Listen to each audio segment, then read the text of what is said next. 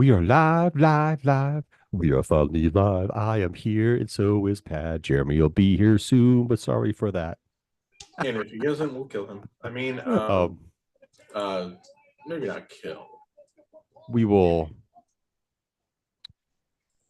punish him in specific ways. Yes, we will get the paddle.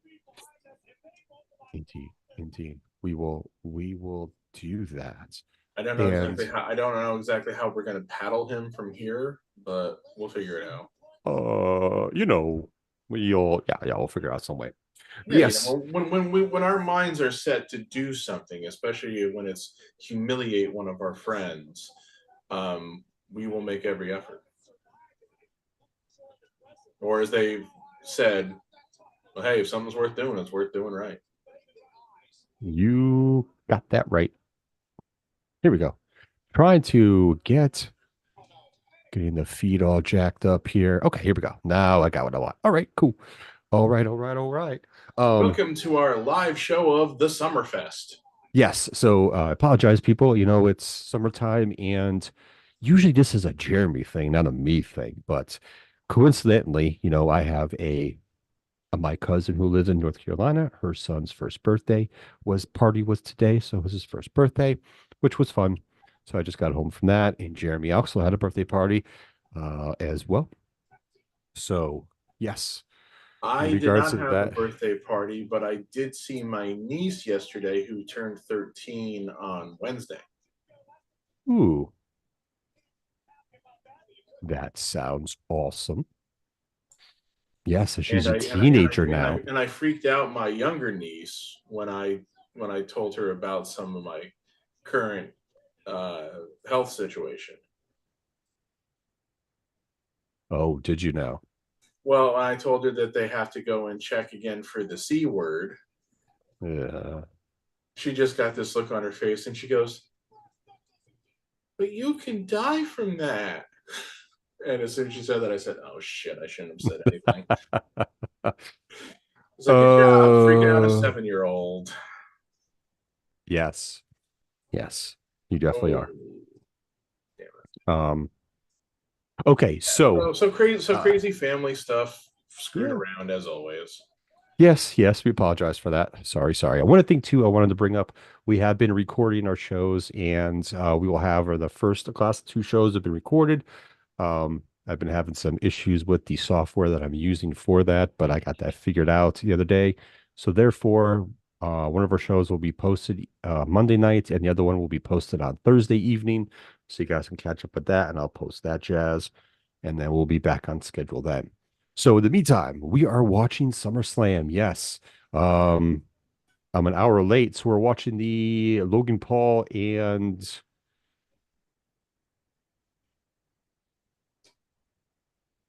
LA Knight. yes, as I'm just watching them win and LA Knight. And it's the third match of 7 on the card for this evening. Okay, so Pat, what We'll catch was up on what? the first two matches. Yeah. Yeah, what was the first two matches that I missed? Okay, so the opening match was the wait, hold on, because I don't remember how they have these damn titles named now. This is something I can't commit to memory because it's changed so many times. For the Women's World Championship, as opposed to the WWE Women's Championship. But for the Women's World Championship, Leah Morgan defended against Rhea Ripley with dirty Dominic Mysterio in her corner. Okay, And the match went 15 minutes and 55 seconds, according to the Wikipedia time. I obviously did not time this shit myself because I don't have the patience for that. And also because I'm just like, oh, I'll take Wikipedia on their time for a match because it's not that important anyway. Um, so they were constantly selling it that like Rhea hurt her shoulder again. And I ooh, okay, like to the point where like they were clearly discussing because she said it where like the mics could pick it up and she said like it came out as if like she like dislocated her shoulder again, which I don't know if she had ever dislocated it to begin with. I really not sure if that's how serious her injury was, but so it gotcha. was going back and forth, and they pretended where she like popped it in by like running it into the announce table, and that just looks so terribly fake. It's like if you were gonna try to convince me that she was legitimately like popping it back in, you'd have her running into the post, you know. But so anyway, Yes. so at one point though, she gets a chair and she's threatening to hit Liv with it, and Dom takes it away from her. And Dom's like pleading with her, saying, "You can't win the title this way. You can't win the title this way." So the announcers are praising Dom, saying, "Yeah, he's looking at the big picture. Rhea wants to win the title back. He's helped making sure that she still has the chance to win the title." Um, and then they did a spot which was pretty much like the same spot that they did at the whichever, I think they said it was the Saudi show, which means I didn't watch it, but it's the one where he interjected in the match between Liv and Becky to try to help Becky win, Okay. and like Liv turned it around and used it to her advantage. So he like slid a chair into the ring and like to let Rhea do a move to Liv off the chair, but Liv reversed it into her finisher, got the pin. So Liv retained. And then after the match, Dom lip locked Liv. Ooh, so he turned on Rhea. Yes, he did. That was my whole thing, because it didn't happen explicitly during the match, like because they could have once again pushed it off as well. Dom was trying to help Rhea, and Liv just was able to take advantage of it before Rhea could. I'm like, well, damn it, at some point you gotta just move the damn story along. Yep, But yep. no, they pulled the trigger. So Dom, went with Liv while Rhea looked. They said Rhea looked heartbroken. I honestly couldn't tell if the look on her face she was trying to go for was heartbroken or pissed off, to be honest. So, Mhm. because she was Gotcha, kind of like gotcha. gritting her teeth and some of her lipstick had gotten on her teeth, so she looked a little weird too, unfortunately. Gotcha. I gotcha. So yeah. And then they did a backstage segment where Priest, where Carlito, Finn, and McDonough are in the back, and Carlito's like, "What was he thinking?" And they're all like, "I don't know, what's going on?" And Priest bursts in, all pissy and everything, and he's like getting in their case, like, "Did you know? Did you know?" And they're all insisting that they didn't know, especially Finn, when like Priest grabs him by the shirt and everything, and Carlito says, "All right, we're gonna go find him. We're gonna take care of this." And Priest looked like he wants to kill Dom. Um, so the good thing, if you will, is that they've got a ready-made story for Priest to go with now when he inevitably loses to Gunther tonight. If he loses to Gunther, because I'm gonna be honest, I haven't checked the odds, but I would not be surprised if he stays champion tonight. Are you seeing the commercial for the Manscaped stuff right now? Yeah, no offense to Otis, because I'm not like AJ and hate him or anything, but this commercial is just disturbing. It's very, very Is he disturbing. about to shave his chest? Oh no, he's about to put it down there. Yeah, it's very disturbing. So yeah, we have not revisited the Judgment Day since then. And then the second match was Sami Zayn defending the Intercontinental title against Braun Breaker, Ooh, okay. and they got a whole 5 minutes and 40 seconds. Did Braun win? Yes, Braun won. Yeah. Once you said 5 minutes and 40 seconds, I'm like Braun won. Yeah, Interesting. a quicker Interesting. match would favor Braun. You would have to think, Yeah. just because he would think that he's more of a rookie, Well, I think it's and something that's one of him. They want him to Sammy be probably more. has a bit more stamina, because Braun's a I, freight train, and I think too with that is the fact that they want that to be like show Braun winning in such a short fashion of like him being dominant, the big guy being dominant and stuff like that. But no, yeah, I get that. The only problem with doing that though too is it's like, well, he lost the first time, so yeah, yeah. I I mean, mean, it's but I kind of mean, and obviously they can book that and make it work in a lot of different ways, but it's like to have him lose and then be so dominant in a rematch is kind of it doesn't really make a lot of logical sense. yeah. I mean, I kind of see it the same way as like remember when Brock like destroyed Cena?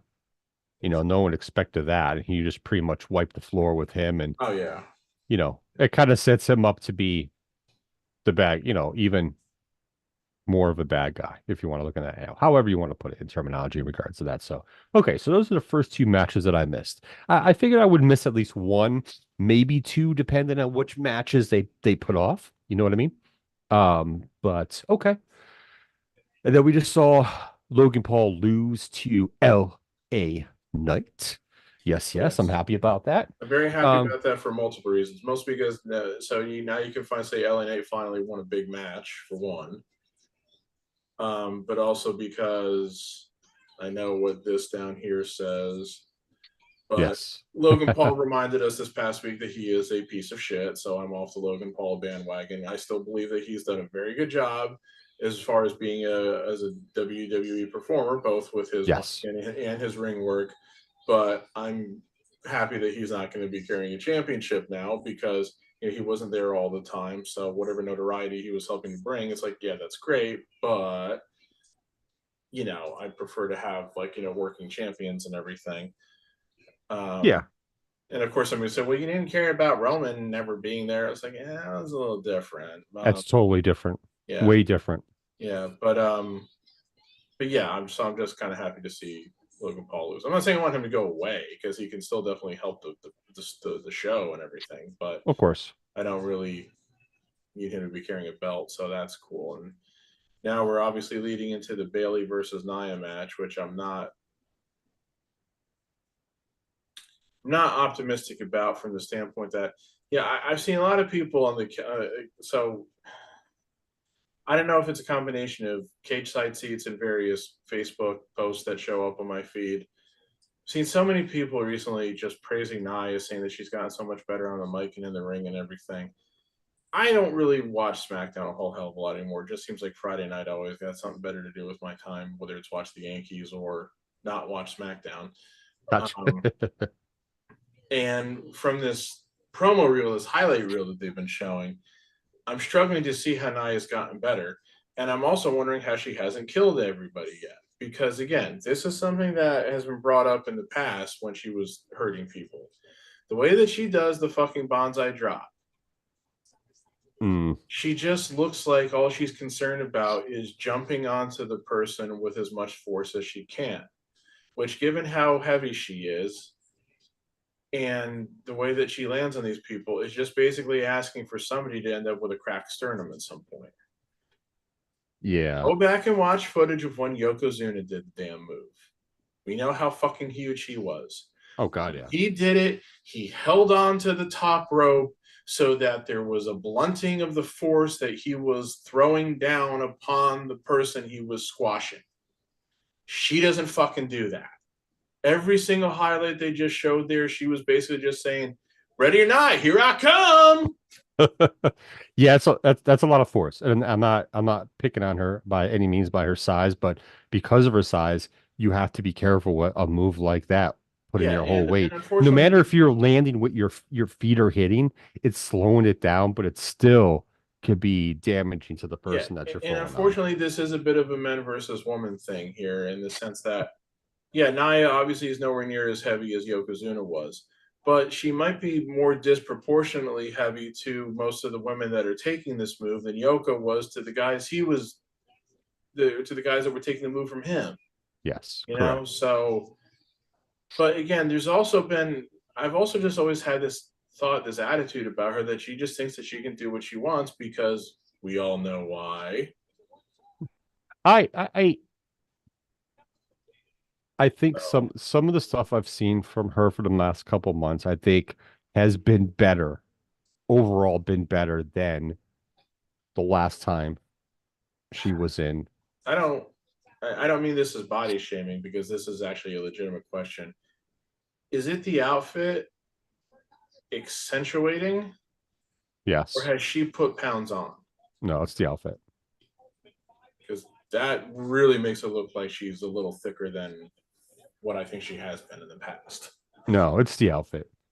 So It definitely is the outfit because I follow her on Instagram and whatnot. And, you know, if you see those, her posts, it's the outfits make her wrestling gear makes her look a little bit more bigger than what she really is, for sure.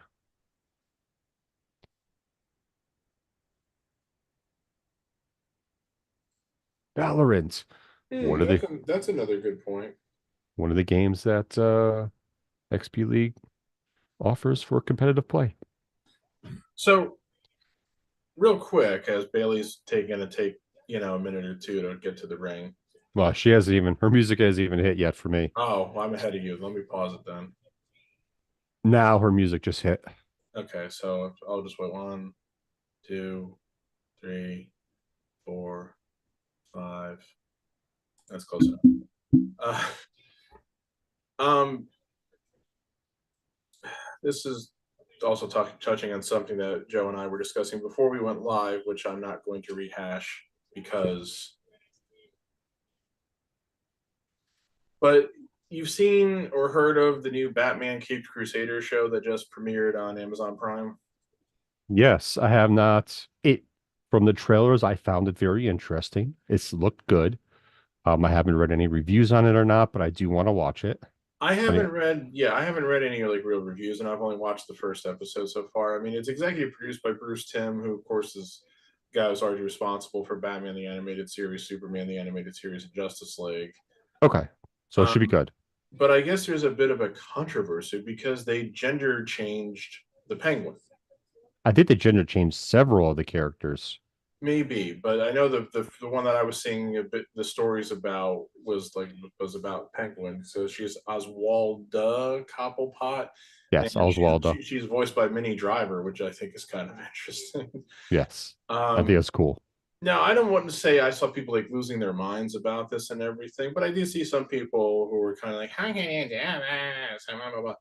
And I just saw someone pop on my Facebook feed on my phone, which I hadn't thought of because I don't think of the movies too much. It's like, oh, were there that many people complaining about the first Spider-Verse movie when Doc Ock was a woman? Don't remember. I don't really remember seeing anything about that. So if you weren't going to complain about that, you can't go complaining about this. That's all I'm saying. Correct. Correct. Correct.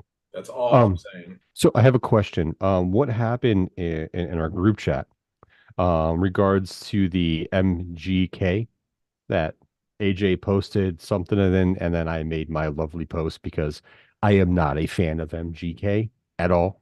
Period. End of conversation. I will not get into that, but because we're talking about wrestling here. But I don't know, did he do some promo or something or No, he just came down to the ring with Logan Paul. oh, Like he was okay. standing there like in a security outfit, kind of like with his head down, his back to the camera and everything, and like Logan Paul like went up to him to make sure that he like wasn't LA Knight, but it was obviously just a thing. He's like, "Hey, it's MGK." My whole problem, I've never listened to his rap because I don't listen to rap. Um, my whole thing is when you look at him, I'm sorry, I'm gonna be profiling here. He just looks like a scumbag. I've Uh, heard a lot of things about him that make him sound like a scumbag. So I say he's a scumbag. I'm not a big That's fan of just his my opinion.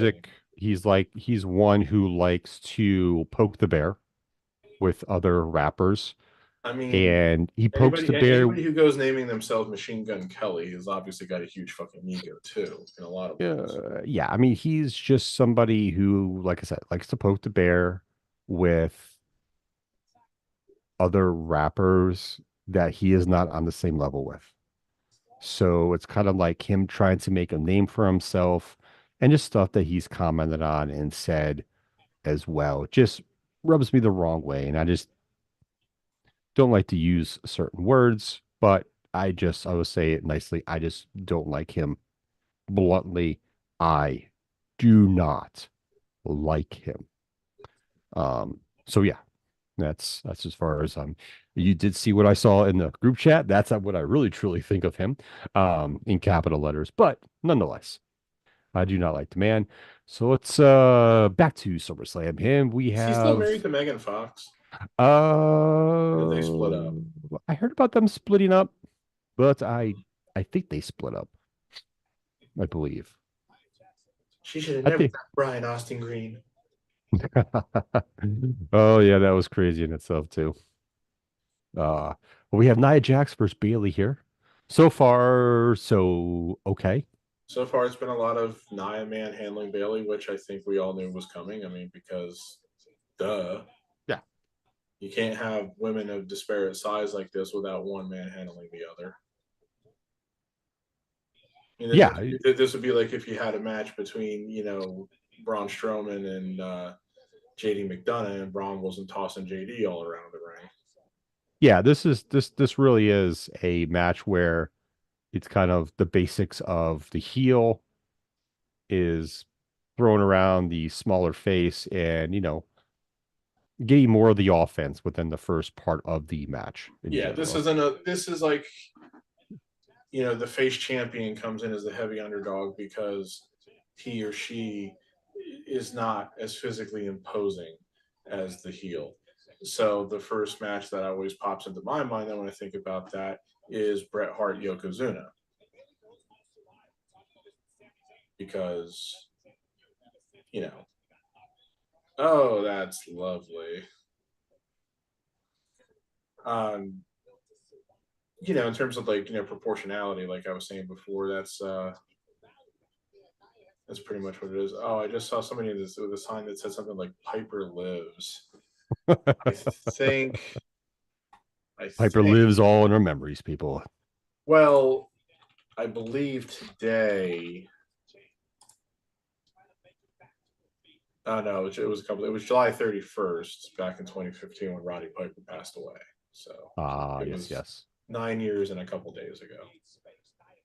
Jeez, 9 years. God. I know it's. I remember when I found out about that. I was laying down on my couch in our family room in our old house, and I think I started crying right away because it was like, oh, you shouldn't shed tears for old wrestlers, especially ones who don't die super young and stuff like that. And that's true, but with Piper, I don't think anybody saw that one coming. I think that was a No, I pretty don't think so. sudden thing. He was only 61, you know. I And think while we know he, Piper liked his party favors, as but I Pete said, think I don't think there was ever like a thing about him. He wasn't one I don't think anybody would have pegged as like, well, he's headed for an early grave. I think there was when they had that reality show where they had the ex wrestlers in the house together. I think there was a point where Piper did Oh, have to leave to go get something going, taken care of because of health reasons. But it well, was, yeah, he had the it thing that, was, it was taken care of. But I think from what I read when he passed away, whatever that was kind of was, I think something related was the cause of his death or whatever. yeah. Well, I remember like he had, I think But it it was was still unexpected. yeah, I think it was a cancer scare that happened when he came back there and was like teaming with Flair in like 2006. Mhm. And like they Might, won I the think tag so. titles from the Spirit Squad. And like he was supposed to be like on that Survivor Series team with Flair, the one that we went to in Philly. Yes. But he wasn't because of that. And like I think he even said, thank God I came back to wrestle because I might not have ever known or had it found out because it was during like a wellness check of some kind when they like found something in like his blood work, I guess, or whatever it was. But he didn't die of cancer. I think he had like a heart attack. So Yeah, yeah. No, definitely was in that aspect. But yeah, it's one of those things, like with the how Macho Man passed away too, driving his Jeep and all that stuff. And yeah, he had a heart attack while he was driving from it was like some kind of heart defect or issue that was undiagnosed. So yep. and now we got Bailey trying to choke Nia out.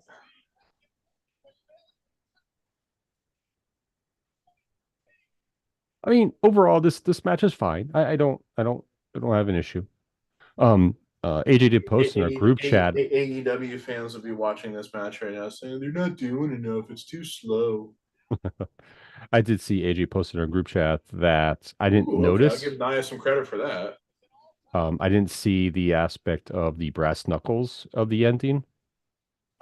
Is like he got slipped the brass knucks by Machine Gun Kelly, and then like LA Knight was like trying to suplex him back into the ring, and he did like the turnaround thing.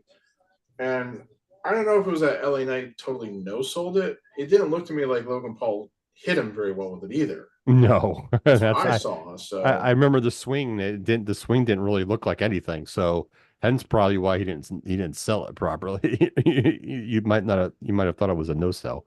yeah. Probably because of that. So But yeah, nonetheless, yeah. nonetheless.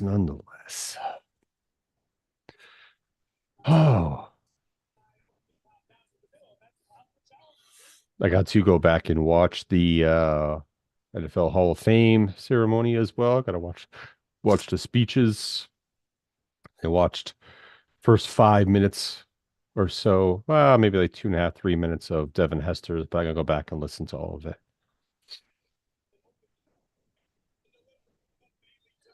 I Bill Barnwell of ESPN, who I have a lot of issues with. Ooh, excuse me. He had an article uh, posted a couple days ago about predicting the next 10 NFL Hall of Fame classes, Jesus. which is kind of foolish in a lot of ways, mostly because you don't know when certain people are going to retire. And he was out and out speculating in a few cases, of course, about when somebody's going to retire. And I think I believe the way he had it put was that this would be the last year for both Aaron Rodgers and Travis Kelsey, because I think it was either in 6 or 7 years he had them getting in on their first year of eligibility, as it was Hmm. labeled. So it's like, okay, I mean, If it happens, a guy like Rodgers retiring after this year wouldn't be completely unexpected because of his age. Kelsey, I guess it wouldn't be completely unexpected either because he's been beat up and stuff. But anyway, the issues that I had with what he was saying was that he, because I just don't agree with him. Guys who are currently still on the ballot, like guys who were like finalists or semifinalists this year, but weren't elected this year. mhm. I think he maybe only had 2 or 3 of them getting in at any point in the next 10 years. And that just doesn't seem likely to me because it's still very hard to get on your first ballot. Like Antonio Gates did not get elected on his first ballot this year. He has Gates as one of his guys getting in next year. But I think Gates and Jared Allen, I think, were the only 2 guys who were like finalists or semifinalists from this year who he has predicted to get in anytime in the next 10 years. And what was also bothering me about that then was he had a bunch of wide receivers getting in future years who I don't think are as good as some of the wide receivers who are still waiting on the ballot right now.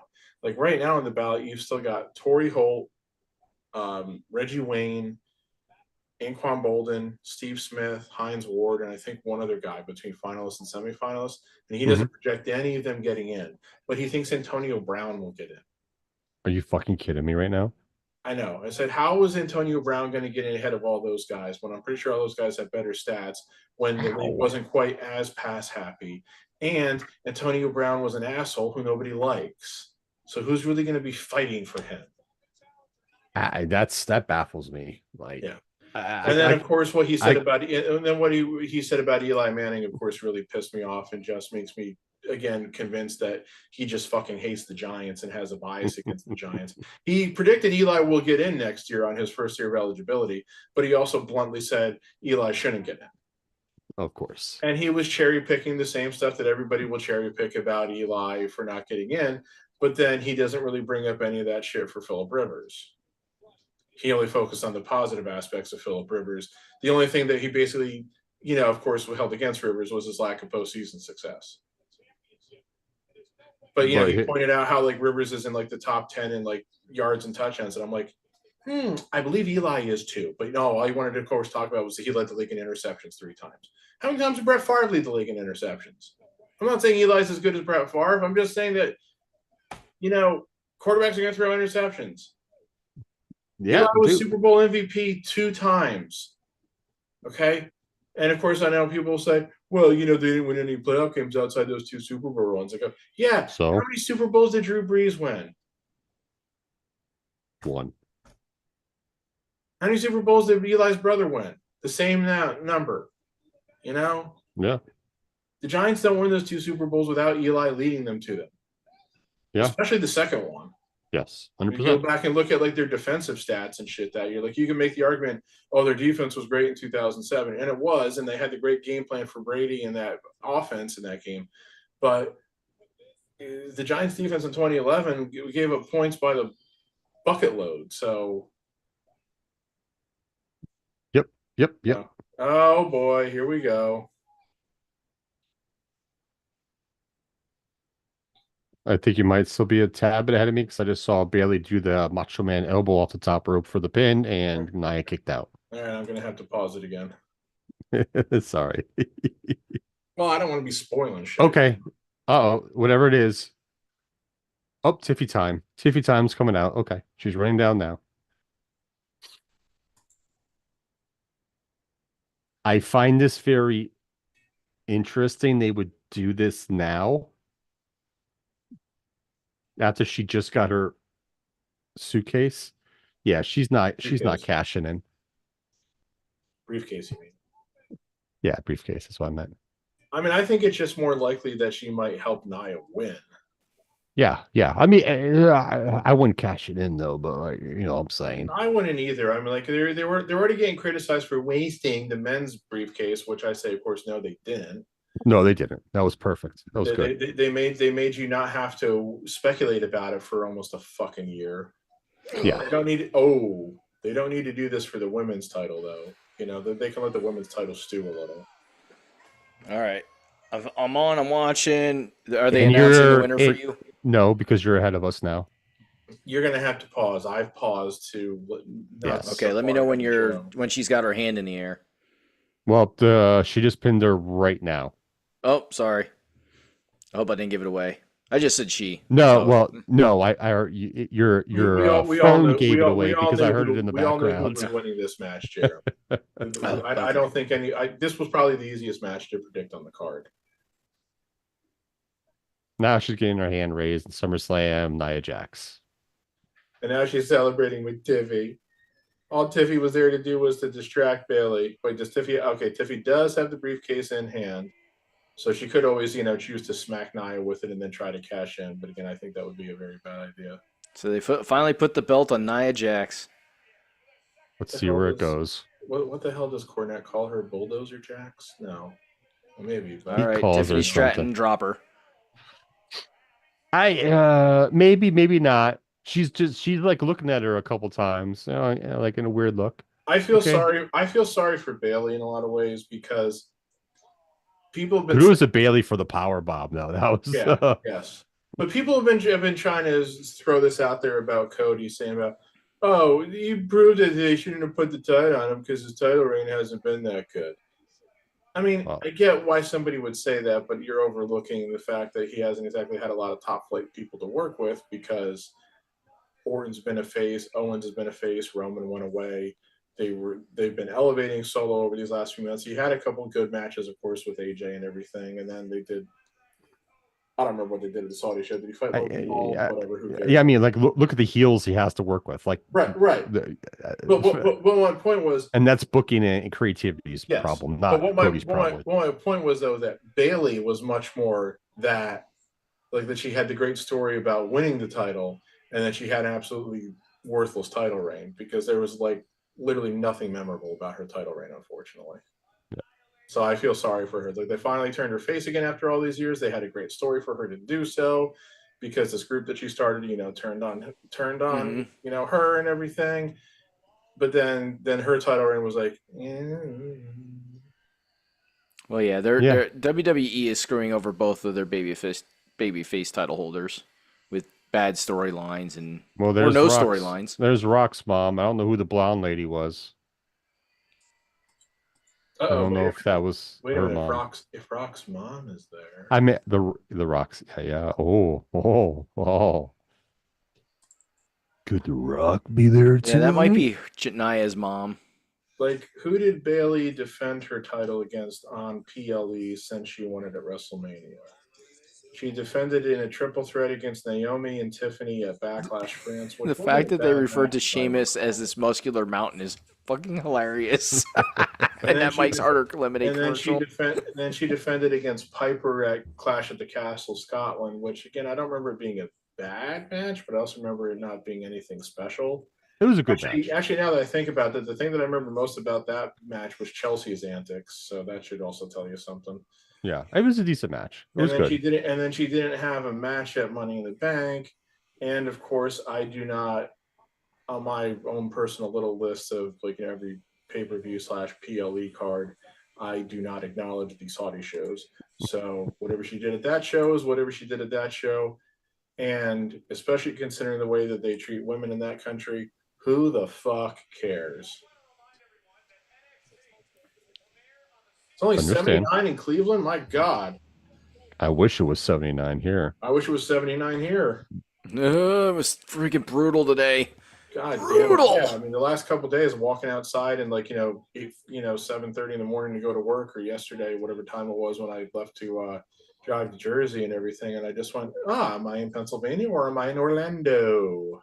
Seriously, like even down here, man, it's been in the mid to high 90s, humid, heat indexes in the hundreds. Like we got Yeah, a little deprived. Like as I was driving home, I was telling Pell and Pat, it took me a little longer to drive home because we got like torrential downpours and flood warnings and flood watches, and like the temperature finally dropped. It was really windy out, but yeah, it's been tomorrow. It's going to be like, I think 94 humid, but a heat index to like 102. So yeah, it's going to be a blast.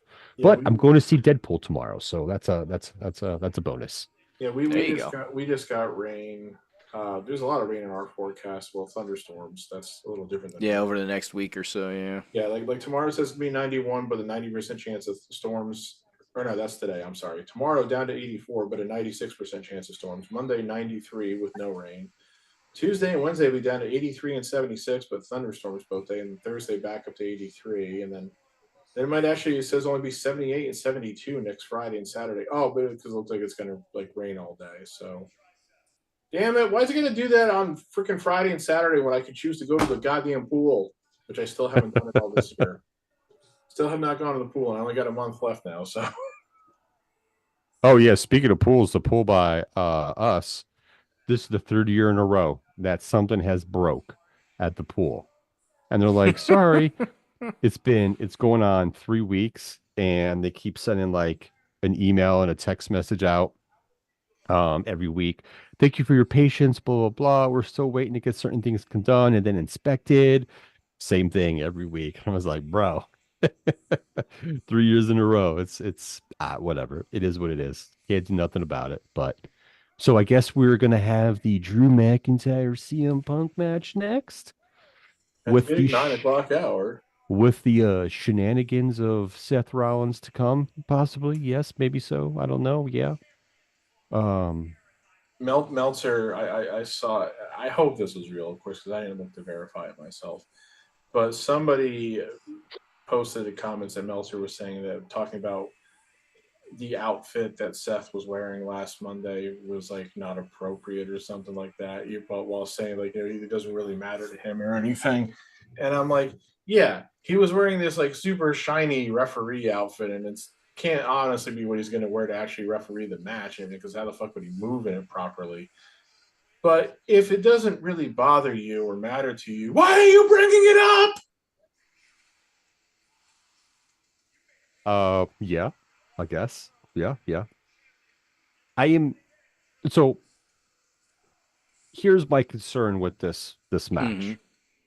My big concern is that I think this match did not need Seth It Rollins. didn't.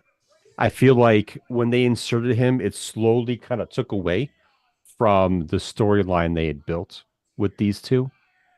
Um, I don't know how this is going to play out. Originally, I kind of thought, Punk should really lose this match to Drew.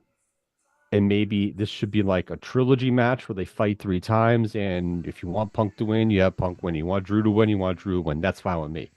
As long as it's because it's a good story.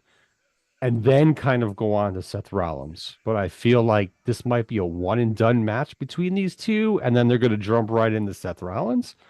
I don't know. I mean, they're going to do what they want to do. I'm not sure if I'm 100% on board with it until I see results, I guess. But for me, I think Seth coming in is a tad bit too early for this. We'll see what happens. We'll see what happens.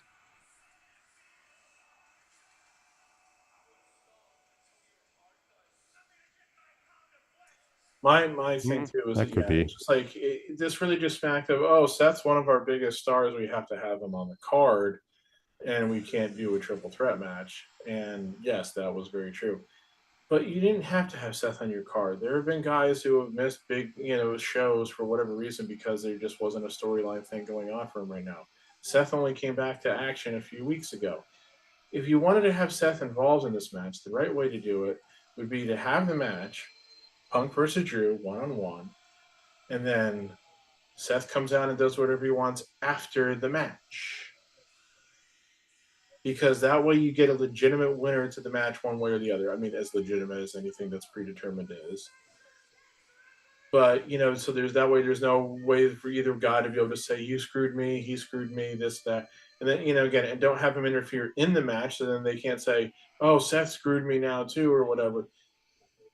Just have Seth come out after the match to fuck with whoever he wants to, whether it's one or both of them. Yeah. And then you can continue to build the story from there that you already have with, because he's got beef with both guys. So Well, wait, would you think Yeah. it'd be worth it to have a tag match with Seth and Becky versus Punk and AJ? If no, they can, interest, no interest, would it make sense? um, Not make sense? I mean, you'd have to have one side clearly be the heels, and I don't think you're going to get that really right now because I think too much of the fan base. You could have divided reactions to both Seth and Punk, but you're not going to have a clear cut reaction. I mean, maybe you'd want to do it that way, but I just think that you can't do you can't really do a mixed tag match that convincingly. Remember, they tried to do that once before with Seth and Becky too, and it was a Yeah, colossal fucking turd. Now, yeah, obviously, colossal turd. Baron Corbin, and Lacey Evans are nowhere near as the stature Yeah, Punk and AJ would be, but even yeah. with I mean, it's that a in the little game, different. This would be a little more interesting. Okay, Seth. It's interesting outfit you got there. those pants are very glittery. It's got Like, he's I'd got the be worried glam. about running into them and having some of the stuff break off and get in my eye. Oh. It's funny. I remember the one behind scenes where Becky was watching Seth come out and he has some crazy outfit on. And she was like, she looks at the camera. She's like, I'm really jealous of this outfit right now. And I'm like, Becky, it looks cool on Seth, but I think it would look better on you. Not gonna lie. But we'll see. We'll see where this goes. Hey We will Seth, see. are you still in the Captain America movie? I'm gonna go with no. Hmm. There's a reason I'm saying that. Oh, did he shit on somebody? No, it wasn't a shit on somebody. He was in that movie, but there Which one? were The new one that's coming out? the one that's coming out in February. There Yeah. were rumors that there was a lot of reshoots and that his role might ended up getting completely cut or written out or replaced with somebody else. Um, so I mean, Wikipedia right now, like after listing the main cast who we know are in it, mentions while Seth Rollins and someone else have been cast in undisclosed roles. Now, let me go quickly to the IMDb page for it and see if he's still listed there. Not that either one of these things are definitive in any way, especially because this movie still hasn't come out for 8 months. So, you know, yes, he is still listed on IMDb with again no character name, so that's not the best. I mean, I was always imagining that he was playing some kind of like villainous henchman anyway. So, but from the trailer that we saw, there's definitely no sign of him for what that's worth. So Kevin's listening to us or watching us right now, and Next. He said fantasy booking. Punk wins. Seth and Punk face to face. Seth beats Punk down. AJ runs to protect Punk. Becky runs in to rip AJ off, protecting Punk. Start story of Punk and AJ versus Becky and Seth for Survivor Series that is paid off at WrestleMania. Yeah, that's definitely fantasy booking because I would be very no. I just No, yeah, the reason I'm saying that is because I'd be very surprised to see Becky back anytime soon. Really, I think yeah. It would be cool a though. long time. I could see that happening. I would. That'd be a good payoff. Now you got to get AJ to come back. She's doing her That shit with too. Yeah. WoW, but for something like that, I think Punk can convince her to. Come back to WWE for a bit, a couple months. Oh God, even the goddamn logo on his shirt is glittered and bedazzled. For Christ's sake! What on sets? Yeah, yeah. You didn't see that? The Hmm. No, collar, I the didn't until sleeves. I didn't until he was just pointing at it to Drew as if to say, I'm curious to see how this match starts. I want to see someone posted something on X a couple weeks ago when they announced like right after I would say maybe it's a couple weeks. My frame might be off, but right after Seth was announced as a special guest referee, that back in the day, Cena was a special guest referee in a match with Punk versus Wade Barrett. And there was how the match started off is he pushed Punk to the ground, and then Punk got up and got in his face, and Cena's like grabbing his shirt with the WWE logo on it and pointing to it, whatever the case may be, and he walks over to Wade Barrett and slaps him across the face, and then Wade Barrett gets up and he does the same thing to him, and then Punk runs over and starts beating on Wade Barrett. It'd be kind of cool if they would start the show in some type of manner like that, or pay homage to that or something in that manner. It was quite Um, the microphone in his ear, or not a microphone, quite the earpiece in his ear. well, yeah, it's the camera. It's a camera thing. Oh, it's a yeah, camera thing. Yeah, yeah. they explained I, it in the first match. The referee was marking it during the first match. Oh, so I don't referees are recall going to them start wearing a switching. I camera don't on really their recall them heads. going to it all that much. And the funny thing is, I remember seeing a story about this a couple of weeks ago about them doing something like this, and I went like, Drew's "Oh, outfit's sweet!" interesting. I went, "Oh, sweet! The return of the referee cam." Referee. Well, that was a thing that WCW tried in the early Yeah, 90s, I think most famously, or rather infamously, in the Halloween Havoc 91 Chamber of Horrors match. And of course, then, because, we're talking technology of 30 years ago, the referee, I want to say it was Randy Anderson, poor Randy Anderson, was wearing like a helmet, it was like very firmly attached to his head that had a camera on top of the helmet, you know? So I it feel was like it his was out. widely mocked, and they didn't use it very long because again, it just didn't work and everything. So I was like, oh, how are they going to do this now? Like when I saw that episode, I was like saying referee cam, mockingly and looking to see how many people would get it. But I I don't recall s- them having switched to it too much in the prior match where it was used. so I'm see. It looks like his outfit reminds me of like dragon scales or skin. Oh, Drew's, yeah, Like it looks pretty yeah, cool, to be honest. I like it. Well, like House of the Dragon season 2 finale is tomorrow night. It is. But I want to go back to something because in our text message, in our group text message, you said pieces of shit stick together, or POSs or something. Scumbags. Scumbags stick Scumbags. together. And then I guess it's a reference towards Machine Gun Kelly. Was that correct? Yes, him and Logan Paul. Okay.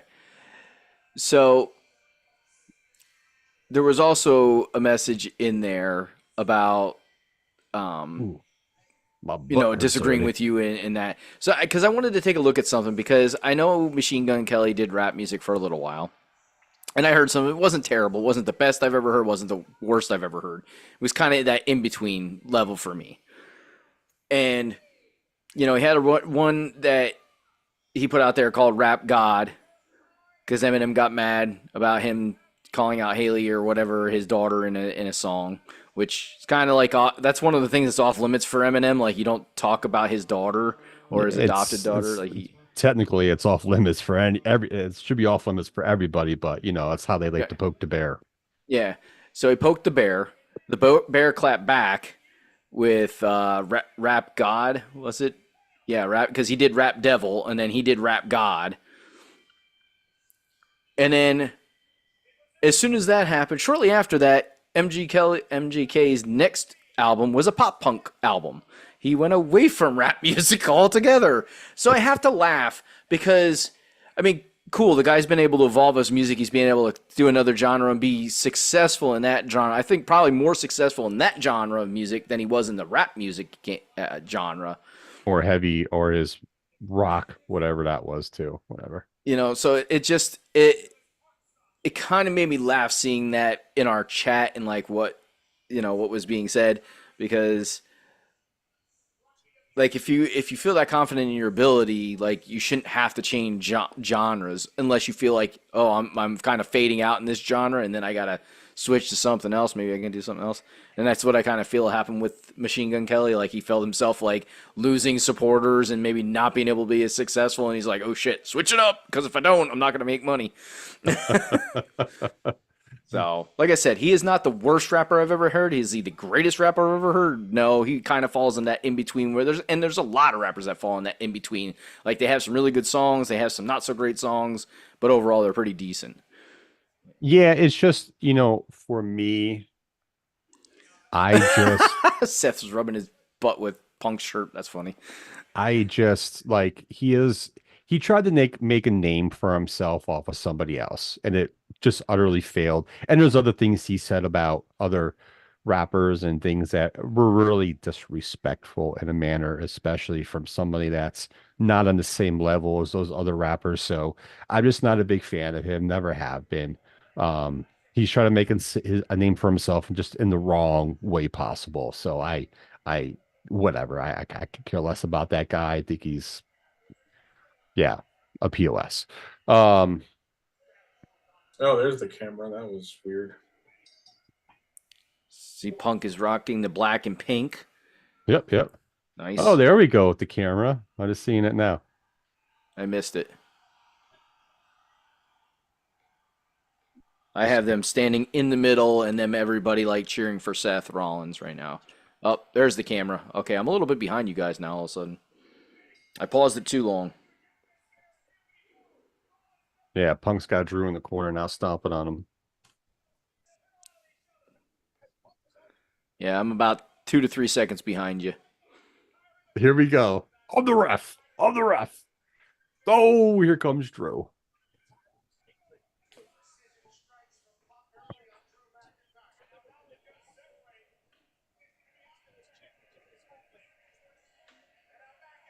So Seth is interjecting himself physically because, Drew was stomping Punk for longer than the 5 count. So,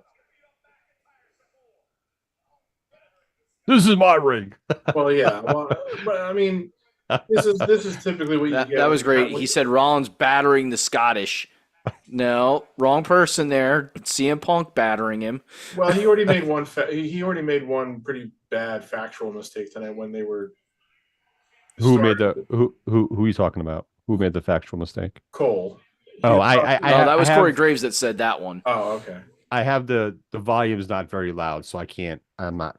Don't Well, hear the yeah. I mean, commentary. I don't have the volume very loud either right now, but He's got closed captioning on. He's reading his shows. no. They said this at the beginning of the Braun Sammy Intercontinental title match when we weren't on yet. He said about some of the superstars who have won the Intercontinental title for the first time at SummerSlam: Ultimate Warrior in 1990, Bret Hart in 1991, British Bulldog in 1992, Stone Cold Steve Austin in 1997. What was the factual error, Joe? You're gonna make me think about the '90s. No, I'm making you think about the 80s. Ultimate Warrior won the Intercontinental title at SummerSlam '88, the first SummerSlam, not 1990. Oh, yes, yes, yes. 1990 is when he was WWF champion and he was defending against Rick Rude in a steel cage match, but he won the IC title for the first time at the first SummerSlam in 1988. I just always find it ridiculous. So can I make a comment on your name? When I can quote their history easier than they can. Can I make a comment on your title there, sir? No.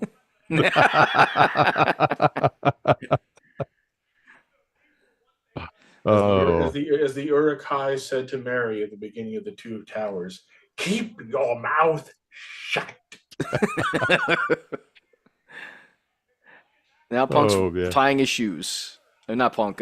Rollins is tying his shoes. Yeah, I got Rollins tying his shoes. Yeah, he's not administering a count, which is Whatever. I wouldn't know. well, it makes me feel like I'm watching an AEW match. With the referees never counting. I'm curious to see how long this match goes. I am too, because of Punk's. I think it's interesting that they are chanting while doing Rollins' music I'm gonna say this, and I don't care who it pisses off. I really hate the oh. I hate it when that guy interjected into his music. I'm telling you right now, it has never made sense musically based on what his music is actually doing in that point. It's like the fans wanted something to do with his music, so they made this up, and it's stuck. The problem is that there's no rhythm to it. No.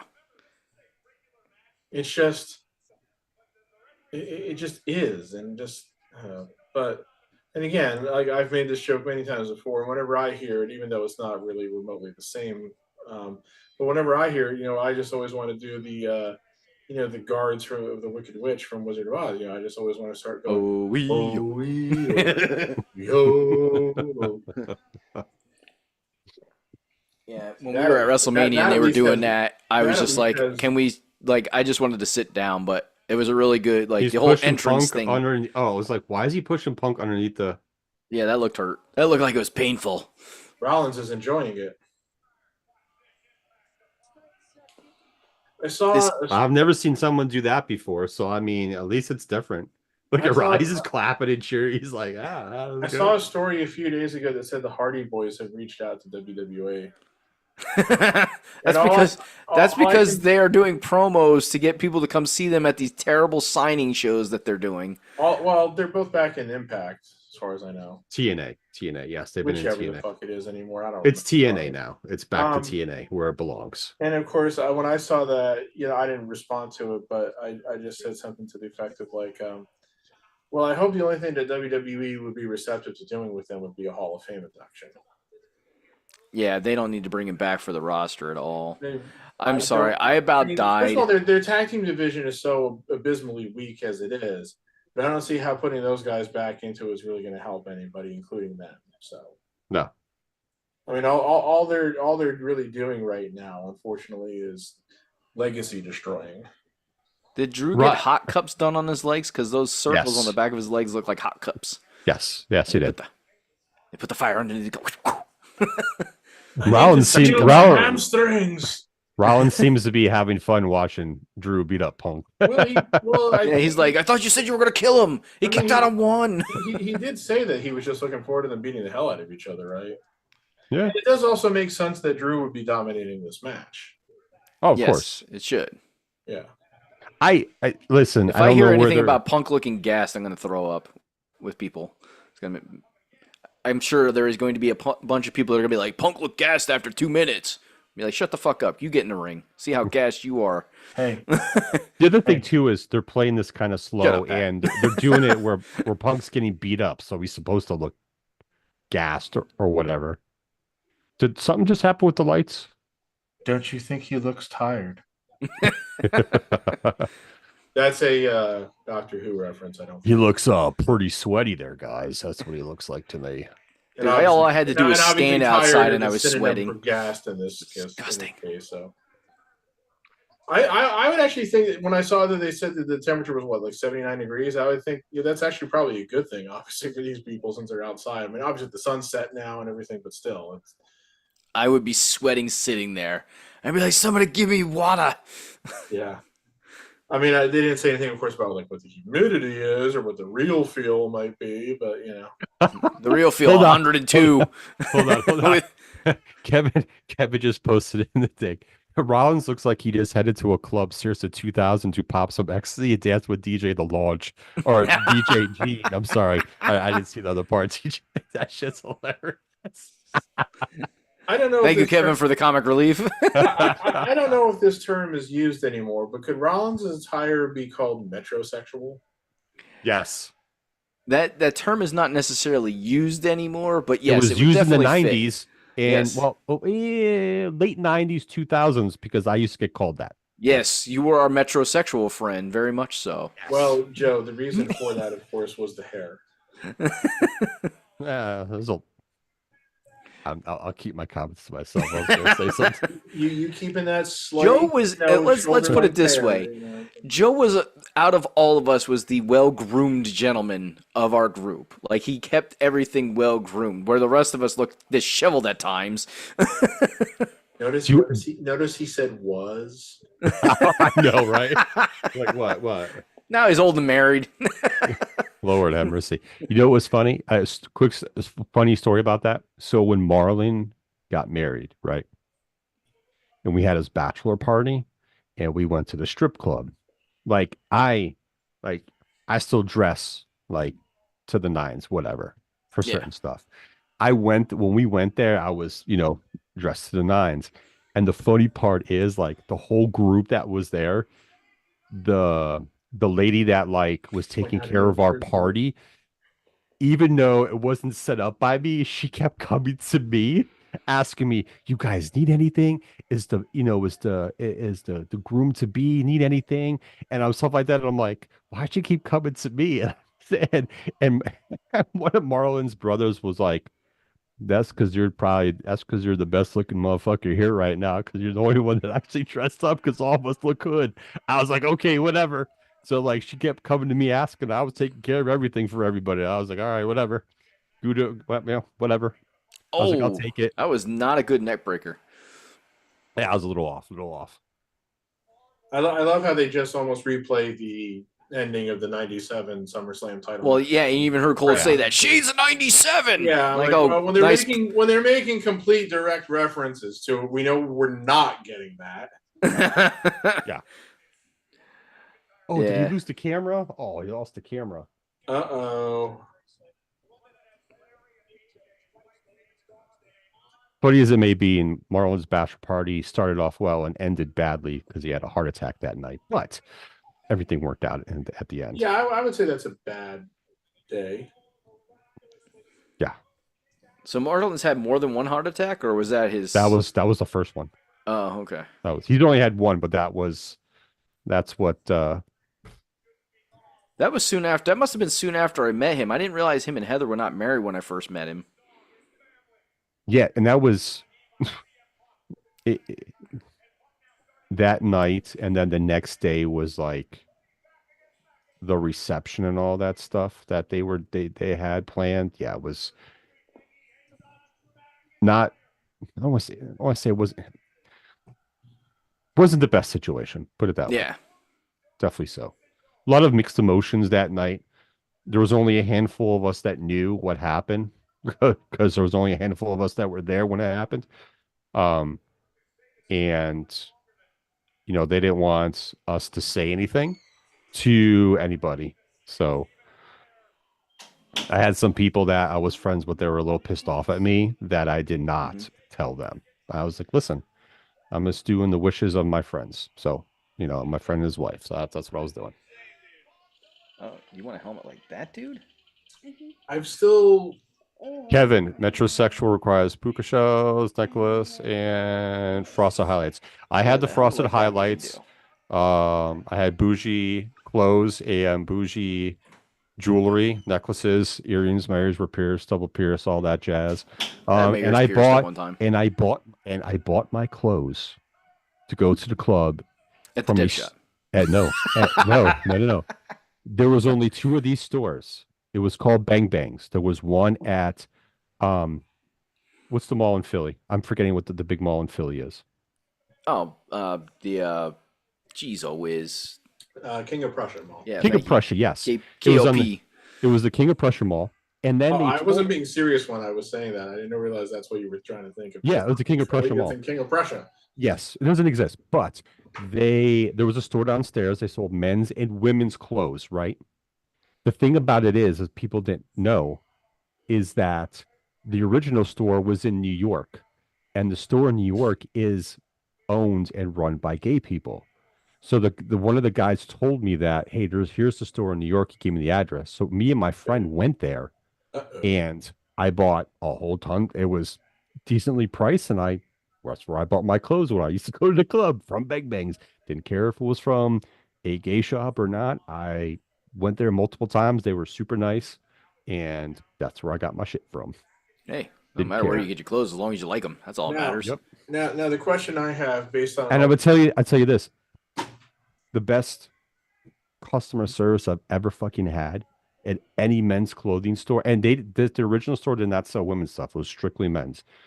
Best customer service ever by any like store I've went into to buy stuff to get tried on and like measured and all that stuff. Those guys were fucking awesome. Now, the question I have for you then, which is based on an old strong bad email, um, did you go to the club or did you go to the club? I went to the club. The club. I also just wanted And to say a couple things that I've noticed in the match since we've been talking about other things. I've always thought, and I still think, that CM Punk just really doesn't do the elbow off the top that well. I just never thought it was. not like he used to. No, Yeah. And No, he doesn't lay out as much. And Rollins put the bracelet on, and I think Punk's now noticing it. The only reason Rollins put it on was to get it off the mat. He wasn't trying to make a statement by doing it. But now Punk is letting himself get distracted by it. The way, of course, I've kept accusing Drew of letting himself get distracted by Punk in all these matches and blah blah blah blah blah. Yeah. So I think Drew is going to win now. Yeah, he should win ref anyway. bump, and there's no way Rollins should be knocked out by that. Well, it wasn't that he's knocked out. He got knocked into and out of the ring because of the impact. I don't think he's going to take forever. The future shock. And the thing about the ref bump is he just hit Punk in the back of the head and his fist hit Rollins. Now, are they going to try to play this off that was Rollins thinking that Punk hit him directly? Because, I mean, you should have been able to see Drew coming still from the back. Oh, yeah. There's no doubt that Punk is losing this match. Well, yeah, and this is now the second time where Punk's is thinking that Rollins wasn't there to count the pin. So you're about as good as referee as you are a wrestler. That's funny. I couldn't quite hear exactly what you said because I had the volume turned down. I don't have the camera. That's funny. Yeah, so now Punk is going to cost himself this match because he's letting himself get distracted by Rollins and by other stuff. I don't care about your satin pants. I can't. You guys are helping me with the commentary because I can't hear what's being said. Now Rollins, we don't need you here. Rollins just put hands on him. Is McIntyre still down in the whole thing? Yeah, evidently he's dead. He could kick out, but he's dead now to the rest of the world for a while. He's over in the corner trying to pull himself up now. How do you kick out and you can't get up after 20, 30 seconds on the ground of doing nothing?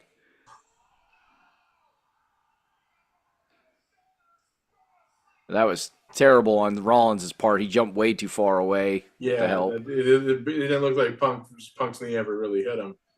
But now, of course, the problem is, so this should be a DQ now.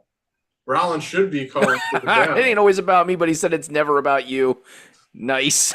Now Drew's going to I thought Drew was going to be right there for the claim. Oh, it kicked him in the balls.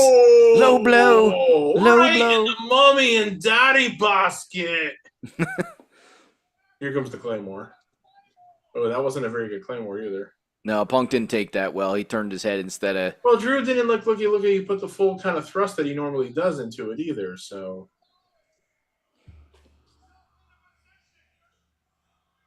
Surprised Seth isn't fast counting. Ooh, and he looked like he didn't want to make the 3 at the end. So now this goes to Punk and Rollins fighting now at the next show. I have no idea where they're going with this. But I mean, they could still do this a couple different ways, which is it's still intriguing about it. You won by cheating, Drew. Punk's still going to want to get his hands. He's going to want to get these hands on Drew. So, so the next PLE is Bash in Berlin, which is that's only 4 weeks from today. Yeah, it's not that far away. I kind of. Is he going to take the bracelet again? Yes. Yeah, I kind of maybe thought that wasn't until September. And then what's the next show after that? Oh, that's right. They're bringing back Bad Blood. Well, they're continuing this feud. If he's going to have if he's going to steal the bracelet from him, they're going to continue this feud. And then Bad Blood is October 5th. So they'll probably fight again at the Bash in Berlin. And then we're getting another Blood Money show in early November. And then Survivor Series is November 30th, and they're holding that in Vancouver. They just announced, I think. Yes. And I guess they've already pretty much confirmed that we will be getting WrestleMania in London. No, that we will be getting it again at Survivor Series. Yeah, WrestleMania also is going to be in London. That's definitely happening. That sucks. Well, not next year. No, no, no, not at all. But I won't be surprised if next year they announce that the year after will be in London. Yeah. Well, think about it this way, Jeremy. If they do WrestleMania in London, and of course, obviously, it'll be over 2 days. It'll start around 1 or 2 o'clock in the afternoon Eastern time, so you won't have to stay up real late to watch it. Yeah, So true. that's such a positive. Well, I think it's a positive. So I look at it like this. I have no problem with London getting PLEs. Like, no issue with that. But there's one PLE that I think should never be there, and that's WrestleMania. Well, that's It's just my personal opinion. I think that's very culturally insensitive of you. Yeah, whatever. Really insensitive of you. They can have every PLA that they want except for WrestleMania. I think WrestleMania needs to remain in the U.S. Oh, you think they should have the Royal Rumble? Yeah. Oh, blasphemy. Listen, or maybe just keep the main four in the U.S. and everyone else can go wherever. Then again, the first Royal Rumble, whilst not on pay-per-view, just a USA Network special, was in Hamilton. Yeah. Listen, if they go to London, they could put it in the biggest venue and they will sell Call that of Duty's out. getting WWE skins. Yeah. That's interesting. Oh yeah, Rhea Ripley and Cody. Rhea Ripley's already out. And Rey Mysterio. What Yep, venue Ray, Cody, and Rhea. What venue might they run WrestleMania in London, Joe? So they're gonna give them freaking wrestling moves that they can do in Call of Duty. That's yeah, it's awesome. I've done them already. I've done them. They're awesome. Well, this doesn't look like the most ridiculous thing I've ever seen in a video game, but it's not far off. Listen, they have Gundam wing skins in Call of Duty, and they don't look as great as you would think. This is way better. I've done some of the wrestling moves already. I play Call of Duty. Yes. They're cool. See, it's fun. I'm not gonna lie. I don't like. Yeah, I don't like this thing with them holding the guns and shit. Dude, it's a video game. That's an image mix, which I don't really think they should be going for. It's fun. Oh, look, Jamie Priest with Aaron Judge. Hey, Joe, that shirt you got me, which of course doesn't fit. Sorry.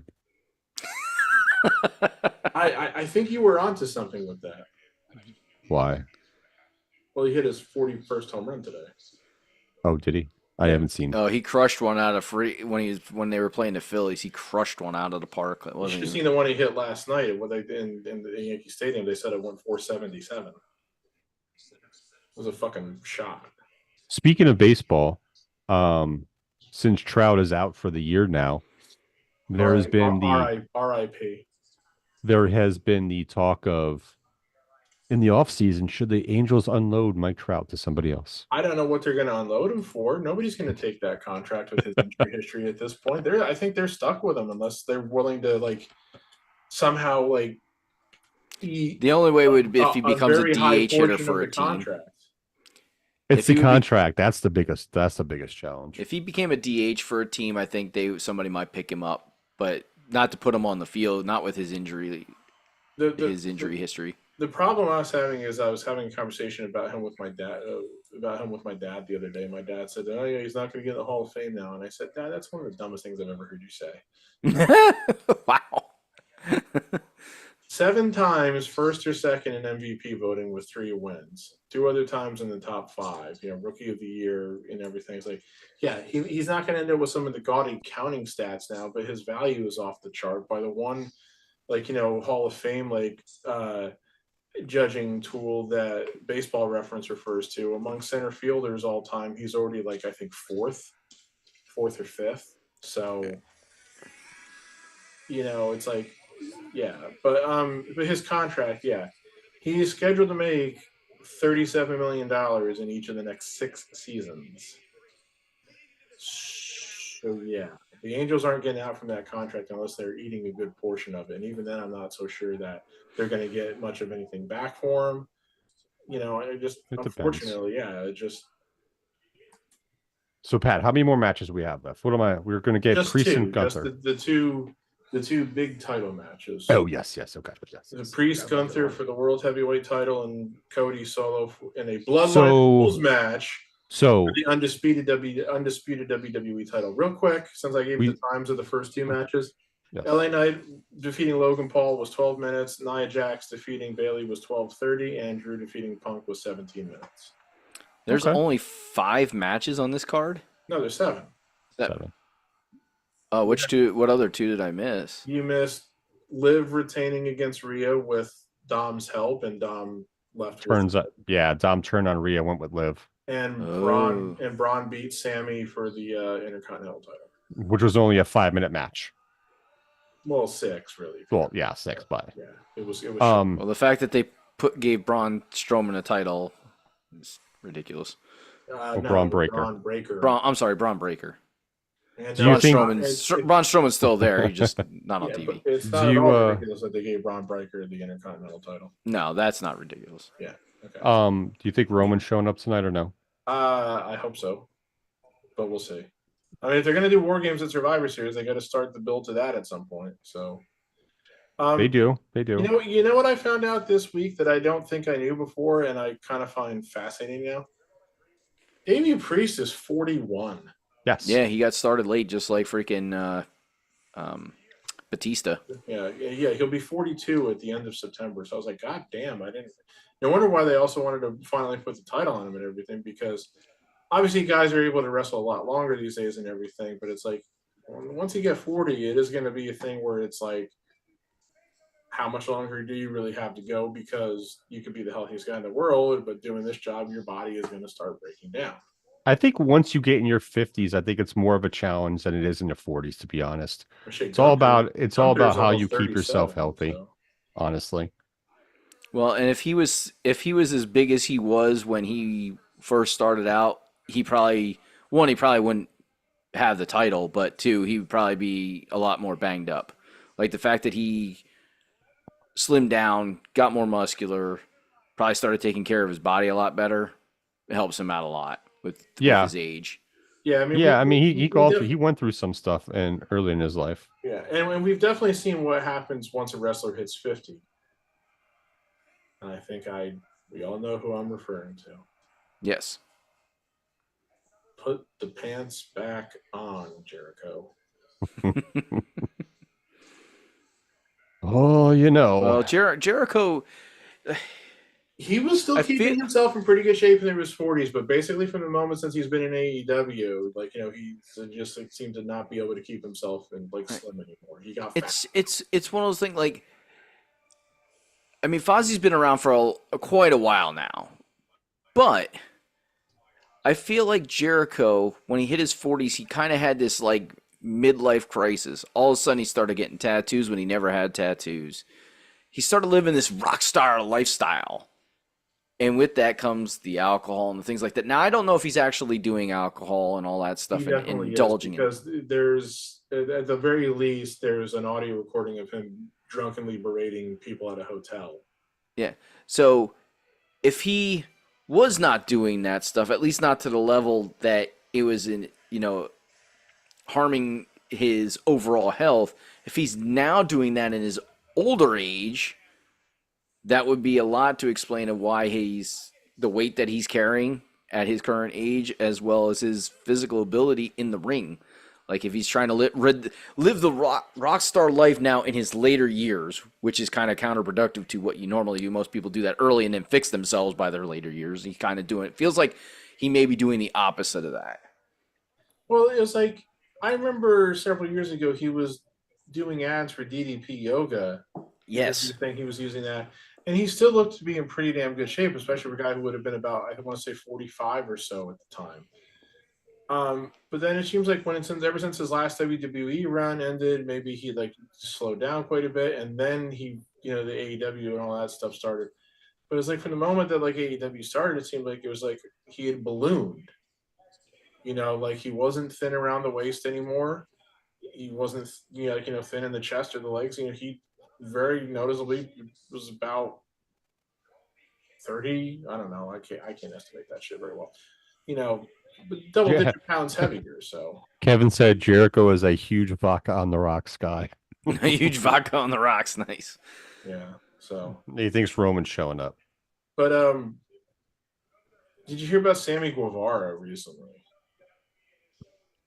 I know he's in ROH right now. Well, I guess he showed up on Collision tonight. Oh, did he? So I guess that means he's back in AEW too. And he's still trying to be like a face, I guess. And he's like something about like he was trying to cozy up with who do we got up here? We got Scott Steiner, DDP, Nash, X-Pac. There's Rick Steiner. I'm not sure who else is in there. Who the Kevin blonde Nash is that's in waving. there. Yeah, I said Nash. Oh, But he was. But anyway, Sammy Guevara maybe was his wife, somebody's wife. Sammy Guevara was like cozying up to Dustin and the Von Erichs because they're like the trios Yeah, they're the trios champs. ROH, I guess now. But the interesting thing was that I read there was a story going on in the past week that Sammy had apparently been turning down a couple of storyline ideas to come back to AEW as a heel. It wasn't just about coming back as a heel. According to the story, again, these are the stories, the rumors.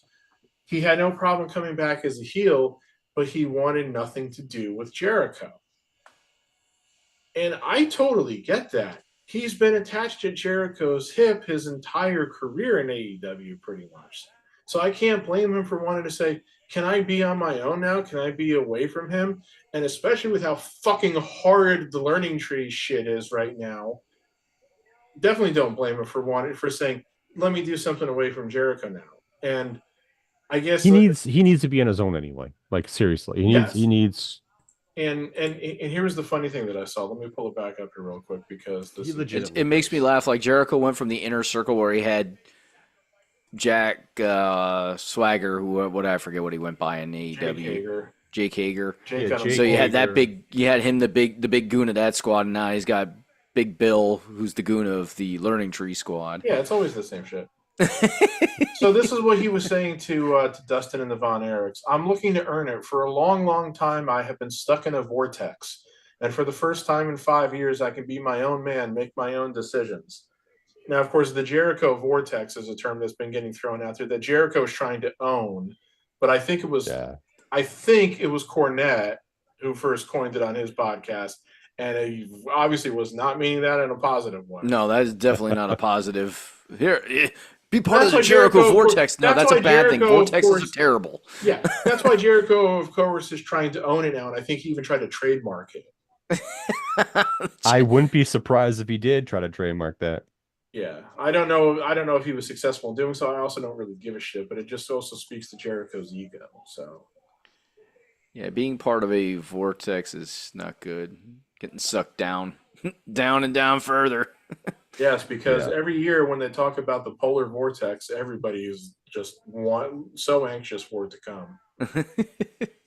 You know what? I like Gunther. I really do. I've always liked Gunther. His chest is lit up right now, though, and he didn't even start the match yet. Like I've always liked him, but for some reason, I don't know if he's going to win. I want to see. I would like to see Damian keep the belt, honestly. Is Priest, is he face or is he heel? Like, I don't know. Like, because Gunther's more of a essentially been working as a face for the last few weeks while still being in the heel group, pretty much.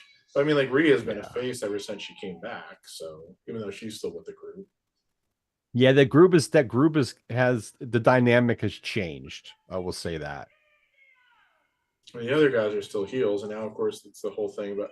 So this is the thing with Dom going off with Liv. It's like, how exactly are they going to do this? Like, yeah, it sounds like they're really trying to break that group up finally. Well, that's what I mean, but it's like, will the other guys like try to cost Priest this match? Because there has been an underlying tension about Priest saying, "You guys stay away," and then they still were like coming out and stuff like that. That they haven't really gone to over the last couple of weeks. But well, the good thing is, hey, I'll say this: at least the good thing we don't get to see the bloodline. We don't have to deal with that bullshit tonight. What?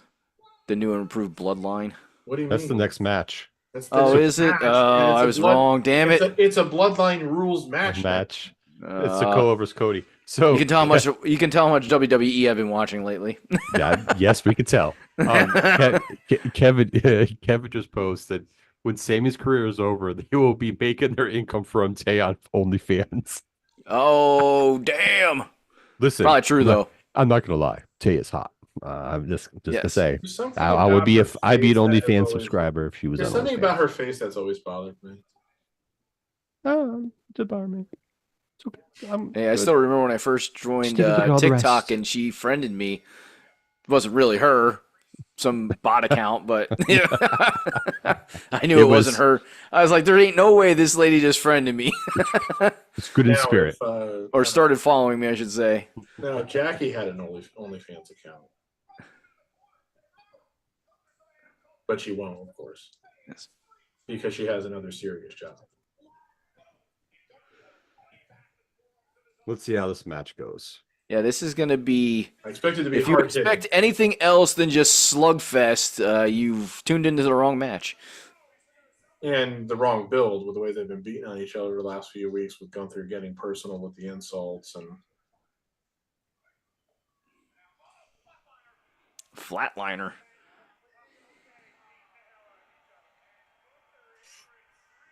And it's funny, these guys have both kind of had. I mean, Gunther's a little bit younger, of course, but they both had like similar like physiques at one point in time. They were both heavier set guys, both slimmed down. Like they both kind of followed that same path when they first got into wrestling, as far as like their body size and stuff like that.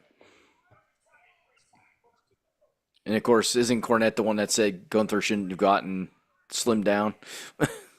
no, Yeah. No. I felt like you said somebody mentioned that. I don't No, remember. he needed to slim down I because don't I ever think he was recall starting to have some Cornette health saying that issues. somebody shouldn't have slimmed down because No, that's what I said. That's what I said. Did I say it wrong? Like I thought Cornette said that Gunther shouldn't have slimmed down. right. I don't think Cornette ever said he should not have slimmed down.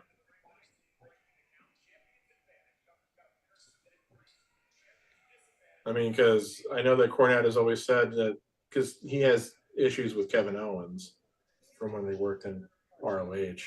Mm-hmm. Yeah. One of the things that he said positively about Owens is that you know finally slimmed down a little. So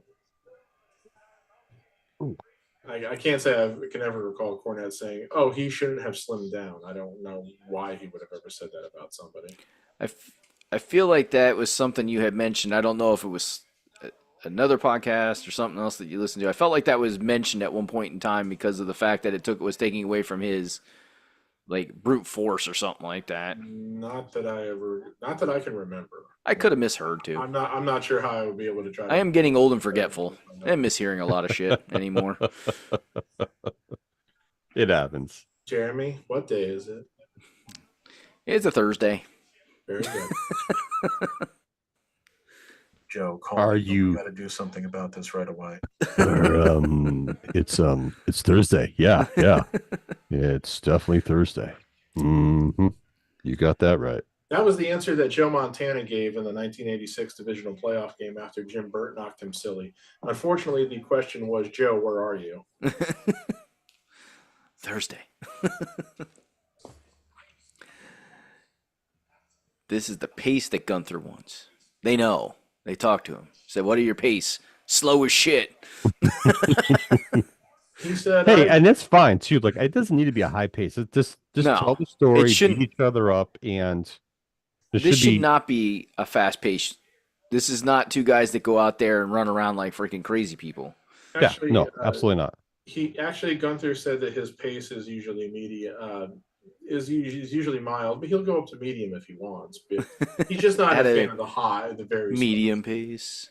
That's The not what I hell was is- referring to, though. I realized I was starting to go there. I was referring to pace salsa. Yes, I know. But yeah, as soon as I was starting to say that, I was like, God damn it! The song, the Adam Sandler song, at a medium pace. Yeah, you're saying this song. What I love about this song is the way it starts out, and he's singing it like it sounds like it could be one of those cheesy, like love ballads of the late '80s and early '90s. And then the second verse begins, and it just deteriorates. Yeah, I haven't heard that. I haven't heard that song in a long time, but I know it's a dirty song. Oh, it's. I'm not sure there's ever been a dirtier song, to be honest. Well, I don't know. My neck, my back. That one's pretty dirty. Joe knows what I'm talking about. First time I heard the actual lyrics to that, because every girl, I shouldn't say every girl, anybody that ever heard mentioned has always been a female, and they're like, "Oh, my neck, my back," and the beginning of it, but then it goes to dun, dun, dun, dun, dun, dun, dun, dun. I'm like, oh, that's really dirty. Yeah, I mean, here's the first verse of At a Medium Pace. Okay. Um, Put your arms around me, baby. Can't you see I need you so? Hold me close against your skin. I'm about to begin loving you. And then it just goes, the first line of the second verse, it just goes into complete, essentially porn territory. another song, another group was Arcanile, if you know which song I'm talking about. No, I can't say I. Arcanile, put it in your What mouth. was it? What was it? Oh, What did you say yes. the name of the group was? Uncle Argyle, the guy from Braveheart? Uncle Argyle. I'm your Uncle Argyle. Yeah, played by Brian Cox. You have the look of your mother or your mom. Learn how to use this before I That Arcanile song was only played in specific clubs that I went to because others Yes. would not play that because that was the lyrics of that song are yeah. Ooh, Just saying. oh no, oh no. This is a trend that I wish would stop pretty soon now. What's that? This The blood on the chest chops? The chest bleeding. Well, that's all. I don't feel like Gunther knows how to do much more than chest bleed because he was ready to bleed from the beginning of the match on his chest. He already had welts that were. He probably did something to himself to, I don't think this match has been that bad. No. I think the match It's been is exactly fine. what you would expect from two big guys that beat each other, that throw haymakers and shit all the time. I mean, I don't know if you saw any of that Jericho Suzuki match on Dynamite week before last. No, I did not. Did not really It care was- to yeah, either. Don't. Just don't. Is Suzuki the guy that Edge He's a fought really too? old Japanese guy. Did Edge fight him? No, Jericho did. No, he's asking if Edge No, did did fight Edge him, fight though. him before that? Maybe I've lost track. Because there was a Japanese guy that Edge fought too, like in that no sold every punch, and they were like down on the mat, like punching each other. And I mean, like, that could have been him, but that also. I'd have to look. I'm not sure if could that have was been him or fucking the other anybody guy. these days. For the way I don't remember if that was Suzuki or not. It might have been. Jeremy might be right on that one. it might be. I just remember watching, and I'm like, this is ridiculous. Like it was No Cell City. Don't go shaking anybody's hand now, Gunther. Should just wipe the blood on his hand. So, Yes. how much did you guys read about the Britt MJF situation? I read 2 articles about it. Did you read anything about it, Jeremy? No, and I was right. It was AEW. It was all the way back in January where him and Suzuki fought. Okay. I mean, the only reason I didn't remember is because it was on AEW. Now, seeing Suzuki is just a complete turnoff. So I try not to remember who was actually wrestled. I don't know about the Britt MJF situation. I was seeing stuff too soon. I was seeing stuff that saying like a lot of people were sympathetic towards Britt, and I'm like, yeah, but this isn't the first time she's been involved in backstage controversy. So, yeah, I didn't see any of that.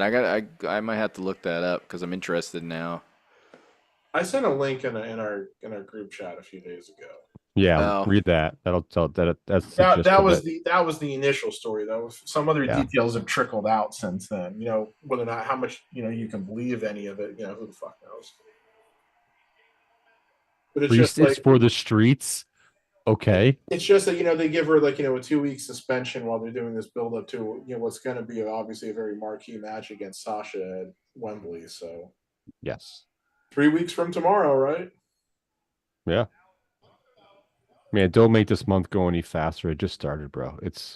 I'm not trying to, especially because I just don't think the card for this one is going to be nearly as intriguing.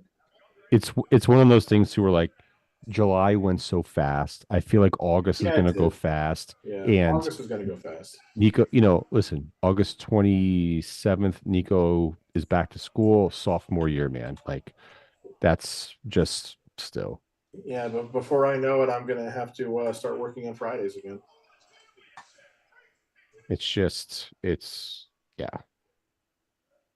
How do you deal with that, Jeremy? You have one that's in their 20s right now. Like I just there's like it's just like sophomore year. Like I only have one kid, but it's still just it just I don't know. I just feel like it still amazes me. Like there's just times where I reflect like I'm a dad. I have a 15-year-old who's going to be 16 in 5 months, and he's going to be a sophomore in high school. Like I don't know. I just don't know where the time goes sometimes. No, we're still waiting. We're still waiting from the call from my oldest to say we got engaged. Is Or it that for, or for is it that serious between those two? I feel like it is. I feel like it is. Um, or to get the phone call or the text message from her boyfriend saying, "Can we talk?" Because I know what that means. Like I know that means I'm getting a question asked, and I'm gonna go into super panic dad mode. That is, yeah, yeah, I don't have any females, so But I'm on no, the other Abby side of that. But yeah, and Chelsea, my oldest daughter, she was the easy one. I mean, granted, if she would have lived at the house, I'm sure it would have been a lot different during her teenage years. yeah, situation, Oh, yeah. here we go. But our middle daughter, who's 13 this year, officially a teenager. Yeah.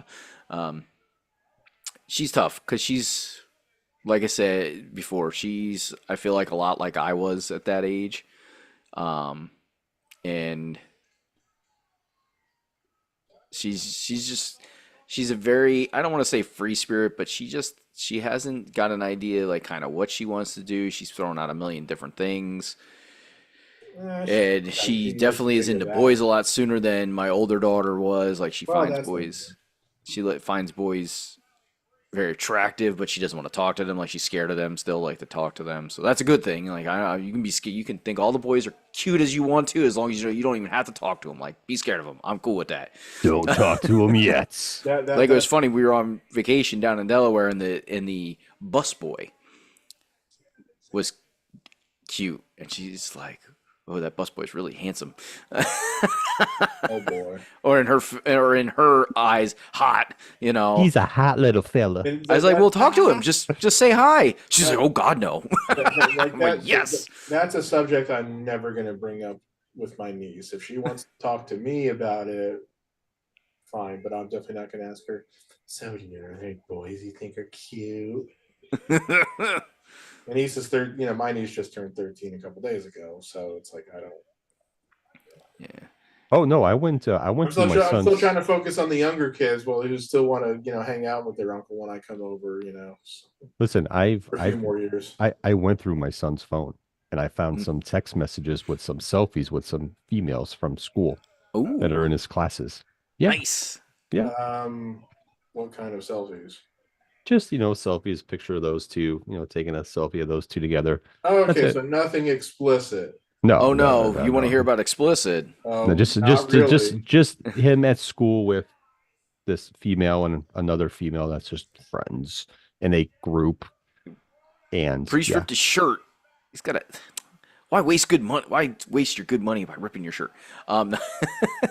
But Don't rip the ring gear. so nothing to do with my daughter, but to do with a girl in her school. There was evidently a boy who liked her, and that she liked back, but evidently it was a play. Like he didn't really like her. Oh, Razor's Edge, yes. Um, yeah, he asked for a picture of her goodies, and she sent it to him. And this girl's in 7th grade. Wow. Yeah, and that picture made it around to more than just that kid. Of course. Yep. I'm like, good freaking Lord.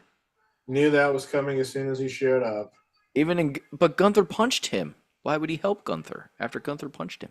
This is their way of getting. Because He it's a wasn't paying situation where I attention. He don't thought it was explode. Priest on the thing. because I don't think it's so much a situation. And why would he where- roll him that way? Oh yeah, Yeah, so I he put know. his leg up. Why did he roll him that way to set up the spot? So yeah, it wasn't very good.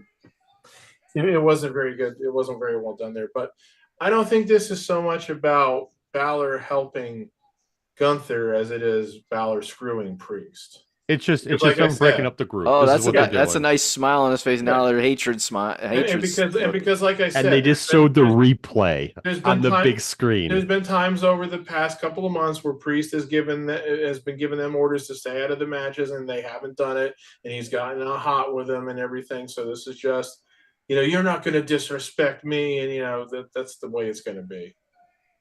So now the question is, well, it started getting weird when they started involving the LWO guys and stuff like that. Well, I know, but that's not part of it anymore. So the question is now, how does the group go in all in separate ways? Is Dom just doing his thing with Liv completely separate from the rest of them? I would take Dom needs to go with Liv. Priest needs to leave and let Finn run the team of what's left. So that's what I'm saying. Like, is it just gonna be like Finn, JD, and Carlito doing shit together? Probably. Now. I've always loved this. I'm gonna be the guys that are completely out of it, like wise, and then they hulk back up. Priest and Rhea can remain friendly, obviously. Oh, of course, yeah. You'll both be full-fledged faces after this. Because if Damian Priest loses this match, they can. She's about to. They'll stay friends because they've been the ones who have been screwed. They both got screwed by their former teammates. Yeah.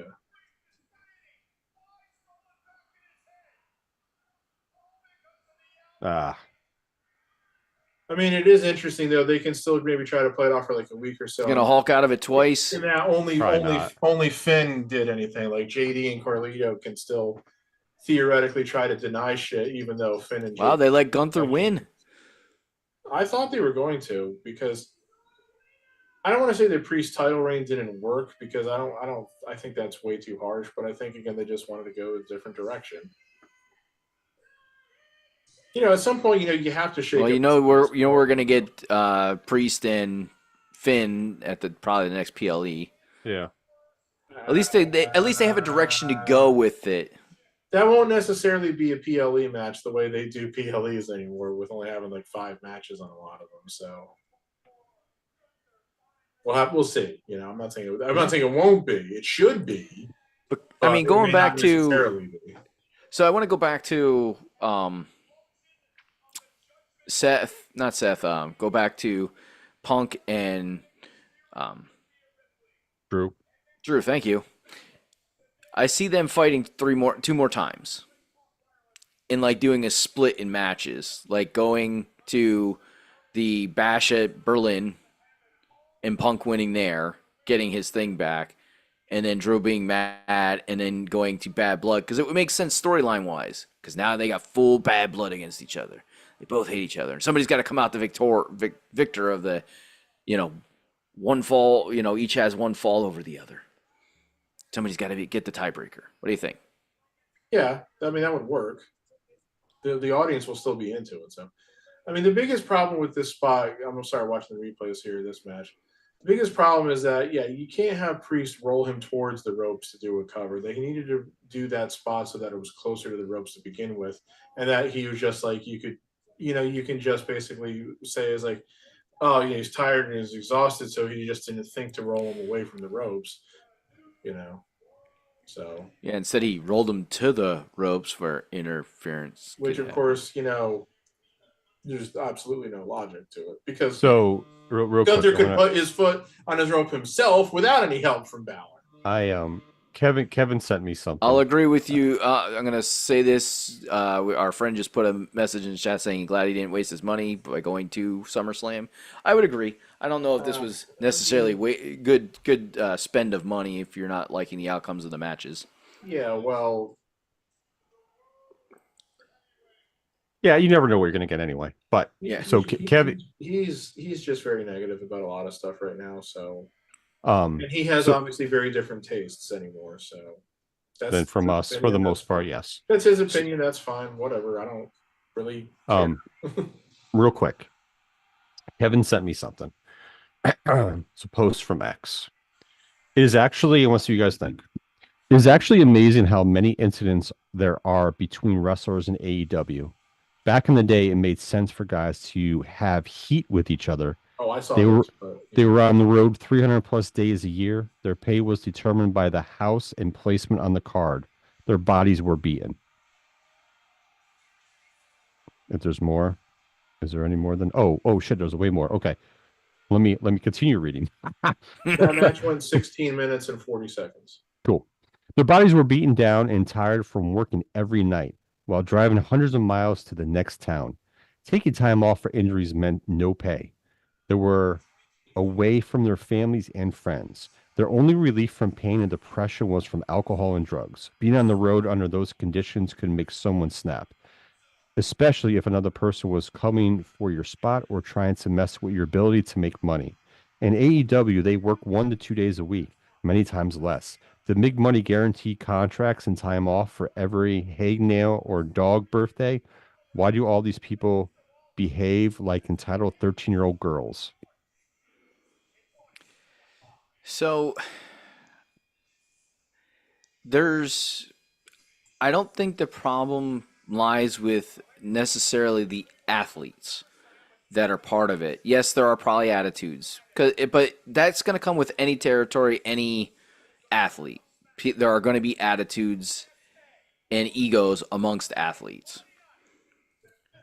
I think the bigger problem comes from the people in charge of AEW not keeping things, I don't want to say under control, but well managed in the fact that, hey, you're all here. You're here for a purpose. Structure. Yeah. You're here to put asses in the seats. You're all going to get your money. If you don't like, if you do not like a storyline, work with us to come up with a different way of doing it that works for everybody and will put asses in the seats. If these guys got that big of an ego and concerns about where their placement is on the card, regardless of the amount of money that they're making, then management needs to step in and fix that shit and not let the inmates essentially run the asylum, which was what WCW was accused of with their talent. And we found out that that wasn't necessarily the thing, except, and I don't even want to say necessarily Hogan, but Hogan had creative control over what he was going to do in the ring. Uh, they didn't have Nash and Hall and all those guys booking matches where it seems like that's Yeah, hap. What's that? Nash did book it for a time in WCW. Oh, he did. Well, yes, but that was only due to circumstances within the company. It wasn't Bischoff. always that way. No, it wasn't always. Where it's Bischoff. kind of been that way with AEW with their EVPs and stuff like that since kind of the beginning. So you can go first, Pat, if you want to. Well, no, I was going to say, I mean, what Jeremy is saying is exactly what my opinion was. Like, whatever comment I posted on the story about this whole MJF Brit thing was, I just said point blank, I said, yeah, I mean, ultimately, it doesn't really matter who's getting involved in the altercation. This is all on him. This is all on Tony Khan because he's never installed any sense of just discipline, structure, anything within this fucking company. It's he doesn't run it like a business. It's a hobby for him. It's fantasy come to life for him. But it is ridiculous. It's this is what AEW is the modern day WCW. It's just that it's much better funded, and it's not owned by a corporate entity that's trying to destroy it. So, Correct. that's to AEW's benefit, obviously. But yeah, he doesn't change. He doesn't try to change. He's showing that he thinks everything's great every fucking time he's out there in a fucking press conference or media call, which he has to just. You don't need to do fucking media call or press conference before and after every goddamn fucking pay-per-view you run, for Christ's sake. It's just so fucking ridiculous with this guy. He wants to be out there because he wants validation from these idiots. From the Meltzers and the other people like him who prop him up and everything. But he doesn't run a fucking company. He doesn't run a business. And I remember seeing someone saying that Tony may not have been aware of what happened between Britt and MJF. Which on one hand, I'm like, okay, I can see where that might be good because he should be focused on more important things. But the problem is he's booking this talent, so he does have to know. Just everything about this is fucking stupid. And now we're getting a filler segment here, which is great. But um, yeah, just anytime something goes wrong in that company, I really don't care what it is. Ultimately, I'm going to say it's Tony Khan's fault because it is. It is. He has let the inmates run the asylum, and there's 5 people in particular who that applies to. And if you need me to name those 5, I'll be very disappointed. No. Listen, oh God, MGK is sitting next to Jelly Roll. Jelly Roll, get away from that guy. Okay, back to this. Well, they were the celebrities that were there. Jelly I Rolls know. at the beginning of the show. Listen, structure and leadership. It's the two things that company has not had great success with. It also has to do, add on top of that, I need to get a new man. it's the I'm going to say this. It's the age of some of these wrestlers in that company. If you look at all the altercations, who were they? What were their ages? And who are they getting into altercations with and why? Some of them feel like they are, what's the word I'm looking for? Um, entitled. Mm-hmm. They are entitled because of their age and they are successful. They're on a national television show that they've never been on before. So they're letting that ego get to them no matter how well or how bad they're doing. And they're using it to try to push their way or try to bitch and whine to get something out of Tony or whoever it is. It doesn't make sense. Okay, Jelly Roll's in the ring with a chair. You go, Jelly Roll. Hit them some bitches. This is That fun. that first that first chair shot was positively Hogan-esque. Who cares? Luckily Who he put a little cares? more stank on the second one. Little stank on it. Is he gonna It's choke Is he slam gonna him? Because choke this will slam be interesting. poor Austin Theory? okay, choke slamming because he gets the brunt of everything, and then we'll go back to my comments. Thank you, Austin Theory, for selling the shit out of that. Austin made that look great. He got so fucking high on the jump. Yeah, Yes. he's athletic too. He can do that. That's great. Oh Are you kidding me? no. He's going to use the "you can't see me." That's all. Hey, Just don't blow out a knee, Jelly Roll. Has anybody's career fallen farther in this company than Austin Austin Theory? Theories? No, it's him. He went from being I feel sorry the for him. next what could be I to do feel being the sorry next for him. nobody. I almost wonder if he's being just like I'm not gonna lie, that was classic. That was awesome. I almost wonder if he's just been pushed down and everything, just so that people know Vince has no influence anymore. Yeah, I know. Which is totally unfair to him, of course. Hey, Macho Man's back. Yeah, like, oh, this was Vince's guy. Let's throw him under the bus every opportunity we got because he needs to be crushed. Yeah, The it problem sucks is that it's going to because get to the point where I don't know if he's ever going to be able to recover from it. That's a shame because I think he's got a shit ton of potential He still. does have oh a shit ton of yeah, potential. absolutely. And maybe that's their theory too. Well, he's still so young; he's got plenty of time to get over it. All right, so let me for a commercial. Let me finish this real quick. So those comments in regards to that, because you don't see the young talent in WWE doing what's happening in AEW. It's Triple H. Vince isn't there no more. It's Triple H and Shawn Michaels, and they run a tight ship.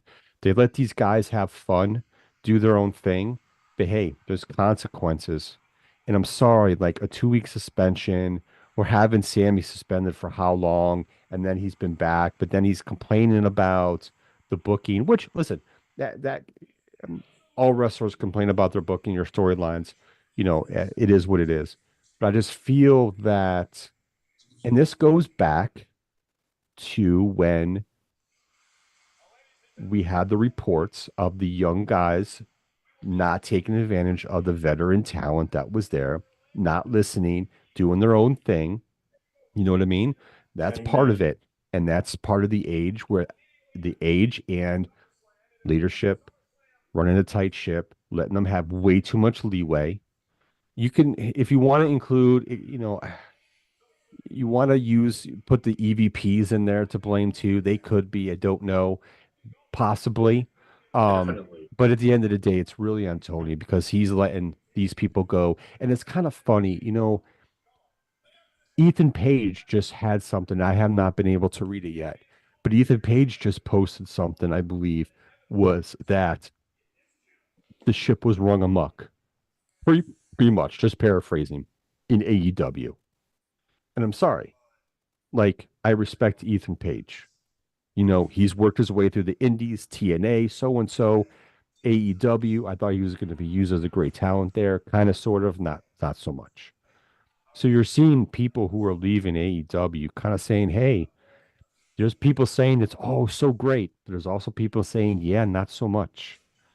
And I'm sorry, Britt and MJF, two young people, you know, MJF's younger than Britt, but nonetheless, why are they getting into confrontation? Like, what's the issue? Then we heard Britt was really good friends with MJF. Now now they're not anymore. Adam Cole supposedly is maybe broken up with Britt because on his Discord he told all of his fans he's in the process of moving to Pennsylvania by himself. You have the two Sammy instances. One of them was with Andrade, and I can't remember who the other one was with. Oh yeah, the other one was because the move he did in the ring.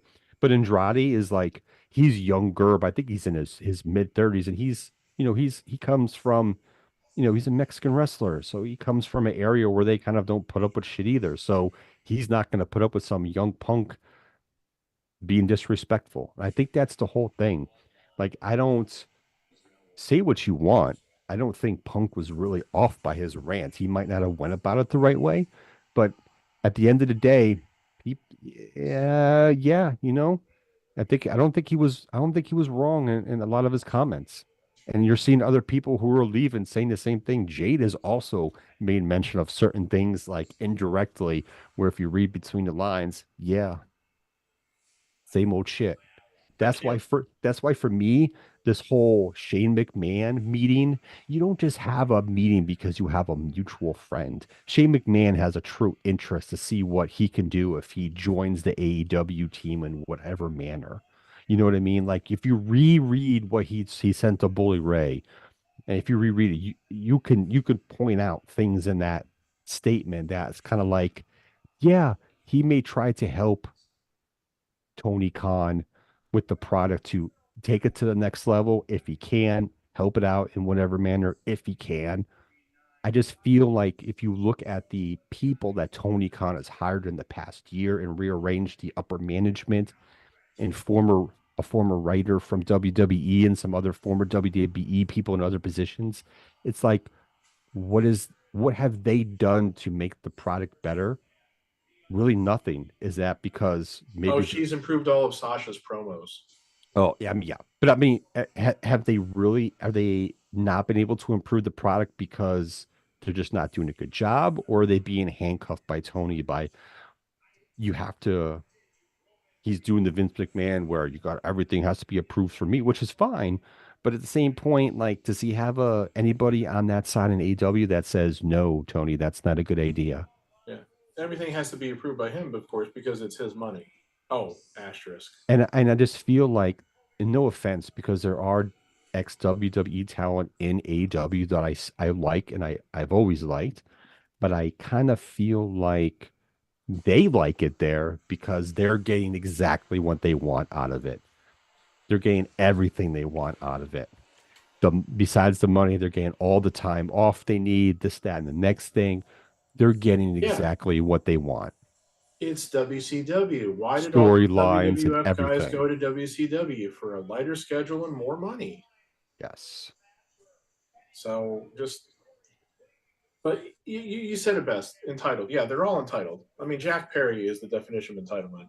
Son of a successful Hollywood actor, and he carries himself like he doesn't have to do anything. I mean, when he was still Jungle Boy Jack Perry and was a face, I always said he always looks disinterested. He always looks like he doesn't want to be there, like he doesn't want to be a wrestler.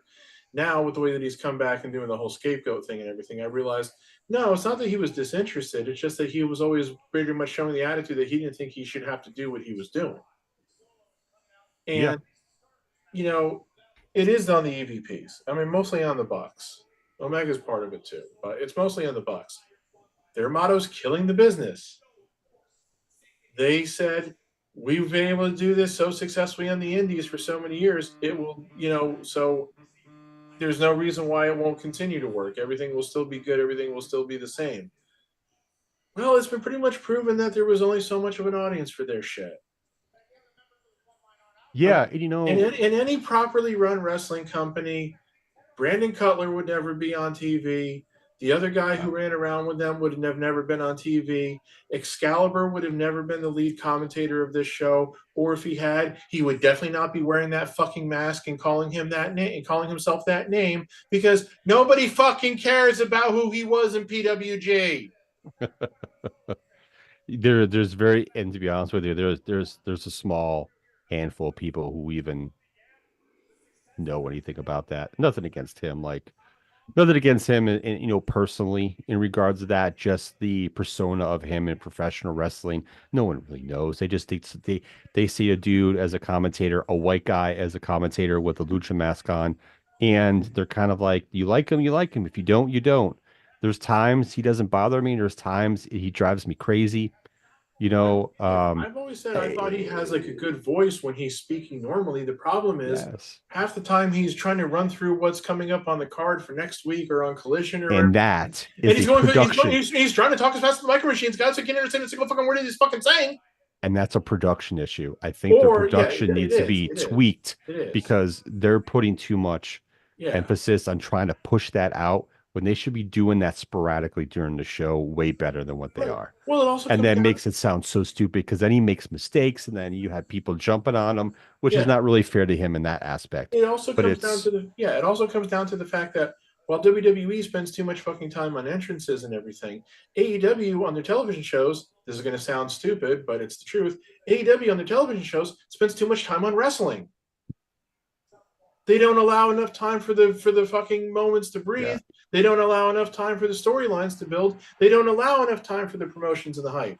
They should be shaving a minute off of a match here and there so he can just in a calmly, uneasily understandable manner promote what's coming later in the show. What you're going to see Saturday on Collision. Yes. What they've booked next week for Dynamite. Whatever the case might be. I feel like he speaks in 1.5 times speed.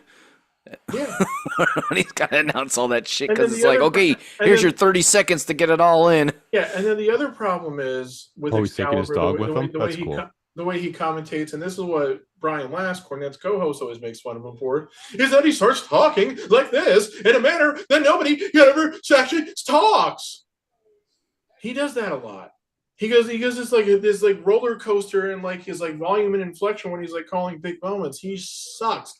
And the problem is that AEW has guys who would be better in his position, but because he's buddies with Maddie and Nikki, he's always going to be there.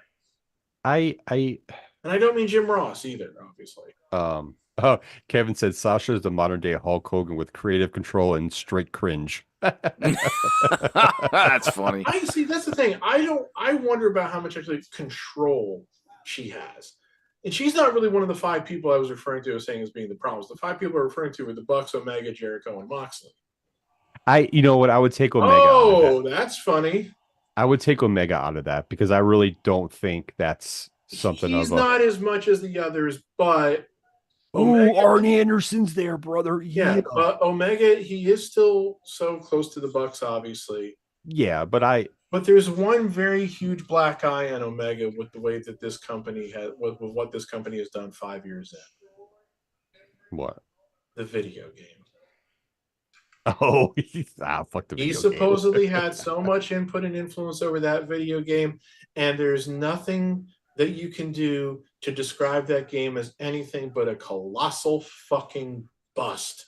Okay, hold on. I gotta go. That probably lost a shit ton more money that they assured was going to be a turning point for the company. It was going to help them be profitable, and it went splat. They'll have they big tweaks to it. They've made updates that have made it better. I gotta go back. I gotta hold on. Kevin also posted this. I thought it was funny. Look at it. It would have been epic if Jelly Roll did the earthquake jump up and down, running against the rope and splash. Yeah, it would have. R.I.P. Big man. That would have been great. I saw that and I was holding it, but I now reread it and I just read it and it makes it even funnier. That's great. Oh man, yeah, it would have been. Kevin, you are so right. Yeah, that would have been classic. This is a little ridiculous now the way they're doing Wait, what this. are we Like, doing? Is that his mother-in-law? I don't know, but it's like Solo's been in the ring for like five Probably. minutes. Solo's been in the ring for like 5 minutes now. I think I just saw Michael Hayes in there. Yes, I definitely saw Michael Hayes just in there. He's wearing some fucking peach What's the colored suit. significance of the jacket? This is a new jacket. What's the significance of it? I can't hear the commentary, so I'm not sure. Yeah, I don't know either. He's got like a winged eagle, Oh, he's got a half little helmet he Thor, got half going on. Captain America hat on or something. I don't know. Kind of looks like him with hair.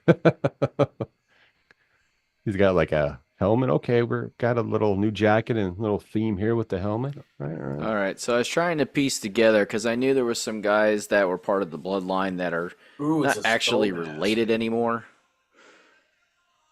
Well, you've got Haku's son and Haku's adopted son. Yes. Right. They're the Which Tonga. are not related to the Inouye family. They're not Samoan. They're Fijian. Right. They're Yes. yeah.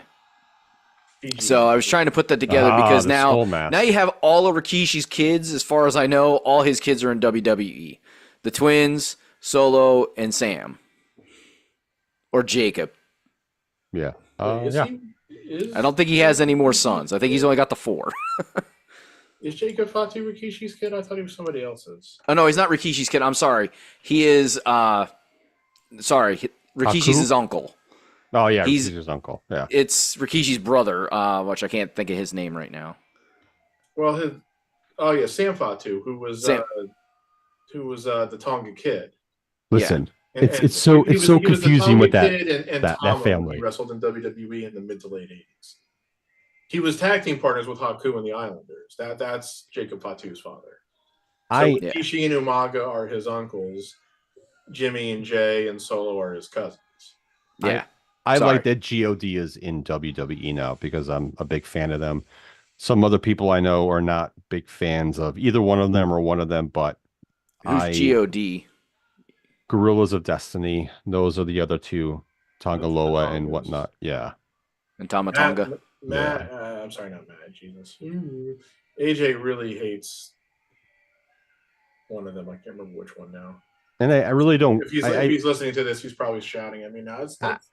I really don't get it. I like they're not supposed to cut promos right now. They're supposed to be a tag team and do their thing. They're bidding for Solo, but it's one of those things. If you've never watched them in New Japan for as long as they were there, then you can't. What's with really the stats on WWE all of a sudden? I know. 2-2 career record at SummerSlam. Well, hey, I mean, AEW has been trying to give us sports-based wrestling for 5 years. Showing the fucking win-loss record. Rock but no, if they fucking mattered. I don't know. Rikishi is the twin of the Tonga Kid. Yeah, that's correct. Kishi is the twin to the Tonga Kid. Oh, I didn't know that. Yeah, if you see Rikishi younger, Kevin posted that, so I believe that. Oh no, I can see the similarities between the two. I guess I just never knew that they were twin brothers for some reason. Yeah. Like if I had ever read that in the past, I didn't remember. Yeah, you have to go back to when they both were first coming into wrestling, and Rikishi was not as large as he is now. Well, yeah. Well, yeah. Let's look at the year when the Head Shrinkers first came in 1992. Yeah, he wasn't nearly as big as he would be when he came back. Rikishi. Real quick, they have the Wheatley American vodka. So speaking of alcohol, real quick, I'm going to see the Deadpool movie tomorrow. Okay. I went to our local ABC liquor store on Friday, and I found 2 bottles left of the Aviation Gin from Ryan Reynolds brand with the Deadpool special editions. They had 2 left, one with the zipper mouse and one with the Wolverine claws. And I was like, which one should I get? And I did Eeny, Meeny, Miny, Mo, and the Wolverine claws one. So that's the one I got. I don't like gin, by the way, either. I don't like it. My dad does. I don't, but it's a special edition. I'll never open it. I'll just keep it. Yep, that's a keeper. Joe, I have to tell you something, but before I do that, I got to ask Jeremy, have you been able to see Deadpool and Wolverine yet? No, I won't see it until it comes out on some kind of streaming platform. It'll probably hit Disney Plus. First before anything else, I would imagine. All right, so I'm going to have to spoil something for both of you. 2 songs. Oh, God. I have to do it because I feel I've already seen enough spoilers, so you're not going to hurt me any. I feel like it's false advertising if I don't tell you these 2 things. Number 1, there are no actual Wolverines in the movie. And number 2, there is no pool full of dead people either. Damn. The second part just ruined it for me. Oh, I was shocked too. I mean, it's right in the title, and we didn't get him. So I'm like, Well, now that the but movie's people need to officially know. out, we can probably find out. Like, if I go on IMDb, I can finally find out who plays Lady Deadpool. You can. Don't fuck it up. Also, I got pissed I off the other mean, day. I always felt like it was fairly obvious, though. I got You I pissed. feel like it's his wife. I got pissed I off. won't confirm or deny for you if you I- said. Well, I'll look it up. I got That's mad. okay. That's on you then. I got mad the other day because I was on Google News and I shouldn't have fucking went on because that's where I see all my spoilers. I went on there and somebody who was in the movie theater took a snapshot of a scene in there and posted it on their thing. And when I saw it, I'm like, son of a bitch. I had feeling he was going to be in there, but I didn't want to know until I fucking saw the movie. I'm like, That's the problem. There's a ton of cameos I hear in that movie. Well, Just this a is the shitload problem of with them. it anymore. It's like they kind of almost expect that everybody has seen it on the first weekend. So then all these fairly mainstream stories that you'll see in your feeds anymore, and that's going to spoil something for you if you haven't seen it right away. Because like I was telling you guys a couple of weeks ago about, okay, so this person and this person and this person, without saying who they were, are listed on Wikipedia as appearing in this movie. But then there were several other people who I heard maybe appear, and then there were a couple of people who I hadn't heard were going to be, who are in the movie. And it's like, if I known that ahead of time, it would have ruined the moment and it would have pissed me off. But it's so fucking hard to avoid spoilers now. Yeah, there's one in there that I was like, I didn't think this person would be in there. I think it's kind of funny that they have them in there. So, I mean, I won't spoil it because I know Joe's going to see it tomorrow. So, Yes, he's going to see it in less than 24 hours. but I did see one 1:30 that I thought was 1:30 really tomorrow. funny that doesn't spoil anything. Like they're doing all, and I got to stop watching because I don't want to ruin anything before I see it. You know, I know it's going to be a while before I see it because I'm waiting for streaming. But when they're going through trying to find the right Wolverine to bring back with him to help him save the world or his universe, they have the midget. I shouldn't say incorrect. The very short Wolverine guy, because he's not a little person or anything or a midget, whatever the proper term is. But he's very short. Like they have him get down off the stool and he's really really short and he's like, "You're not the one," and then he leaves right away. oh God. Yeah, it's like, it's not Oh, it's not that he's like a, like a little person, like what used to be called like midget or dwarf or whatever. It's just that he's not huge. Yeah. He's like short and not like muscular. But Yeah, he's like 5. He's supposed to be 5'3", which is the throwback to what like Wolverine's actual height is. Like he's not a very tall person in the comic books. Like he's a very short person. Yeah, and it's like he doesn't have like the musculature and everything like that. Yeah. Did you which was really catch up- funny. Did you catch up on the Acolyte yet? Oh my God, I'm done. Forget it. It's all over. You've seen all 8 episodes now? Yeah, Yes, I have. He like blew through him, and I think he texted me about him a couple of weeks ago. I didn't know that. Yeah, I put it in our group chat. I put it in the Mag's group chat. Said I'm done. I did? finished. Yeah. You didn't pay attention. Well, if See. you say I'm done, I'm finished, that could be a lot of things with you. So I'm not. I said sure I which think one I you're- said I finished the Acolyte. I think is what I Yeah, said. when he says I'm finished like that, if you apply there will be blood principle, that might mean that he just bludgeoned someone. You know what? I probably saw it when he said I'm finished. I was just thinking of something randomly stupid and in the gutter. So yeah. But okay. He Yeah, took no, your serious comment for a sick joke. that's about normal. I did. I don't know what to expect of this match. Like I really don't. I don't know what to expect. Because it's bloodline rules. I definitely expect to see the other three. 17 interferences. I definitely expect to see the other three new bloodline, as I call it, even though fortunately they're not calling it that. I definitely expect to see those three guys get involved in the match at some point, which of course inevitably means that Orton and Owens come out to help Cody in some way, shape, or form, and then I'm pretty much expecting to see Roman show up in some. Roman and both Usos, or Jimmy and Roman. Maybe It not. makes so sense much. for Jimmy, not really at this point for Jay. Yeah. Jimmy and Roman to come out. I just think it's interesting that they were like, okay, who's the good match for Cody? Let's throw Solo in the limelight because he's a star. I'm like, Well, what the hell? They've been building to this ever since the SmackDown after WrestleMania, so Yeah. No, I understand And they that. can't Like, backtrack now because And they look, put a lot of push into this. you got to make new stars somehow. I actually Sometimes like it. you got to throw them into the deep end. So I know a lot of people don't like this new bloodline. I actually do. what's the term that AJ keeps referring to them as? It isn't he call them the bootleg bloodline, Yes. which you got to admit has a ring to it. I mean, it's listen, you want to call it a bootleg, that's fine. I mean, it kind of is, but I kind of like it, to be honest with you. I'm not mad about it.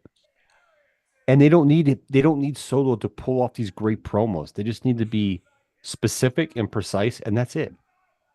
They don't need to be anything crazy or grand. I'm just really surprised at how fast they push Solo. Yeah. That's my thing with it. Like, They I they haven't believe seen in them push something with anybody him. so fast. It's been a while. Yeah, it's been a while. And the last time they started pushing somebody like that, they started. No, This I shouldn't this say that. The last time it backfired when they pushed somebody so heavy was Cena, and Cena had already been part of WWE for a long time before, and I think that became people got sick of seeing him as a face. this is the fastest I think Triple H has pushed anybody since Yeah, he's been in charge. Oh my God. And this match is what it's going to be. It's not going to be anything. It's not meant to be anything crazy or whatever. But I love how they like the vodka and the Moscow Mule like picture on the boards there. Makes me want to relax. Moscow Mules, that's good shit. Makes me want to go get a go make a mixed drink real quick. You get what a throw it down. I mean they did play it off right with the promo package, getting caught up on the promo package, being able to say, Solo, you know, burying Roman as he was too weak. He shouldn't have been the leader of the bloodline if he can't win to keep the championship, which is funny because you guys helped him like 6 times. So whose fault is it really? I know, I In know. that match that he didn't win, was it you guys that couldn't put Cody out? Um, so him taking over the reins, getting rid of Paul Heyman as the spokesperson for the bloodline. I think those are all things that worked well in solidifying this as this is still the bloodline, but now it is a different bloodline. It is an aggressive bloodline. It's a bloodline that's going to take people out. So they did really differentiate what this version of the bloodline is compared to what the version of the bloodline was under Roman, where everybody was obedient to Roman, and Roman, they only did what Roman said, and if they didn't, they got, punished essentially, you know. Yeah. Hey Joe, Yes. on a different subject, Yeah.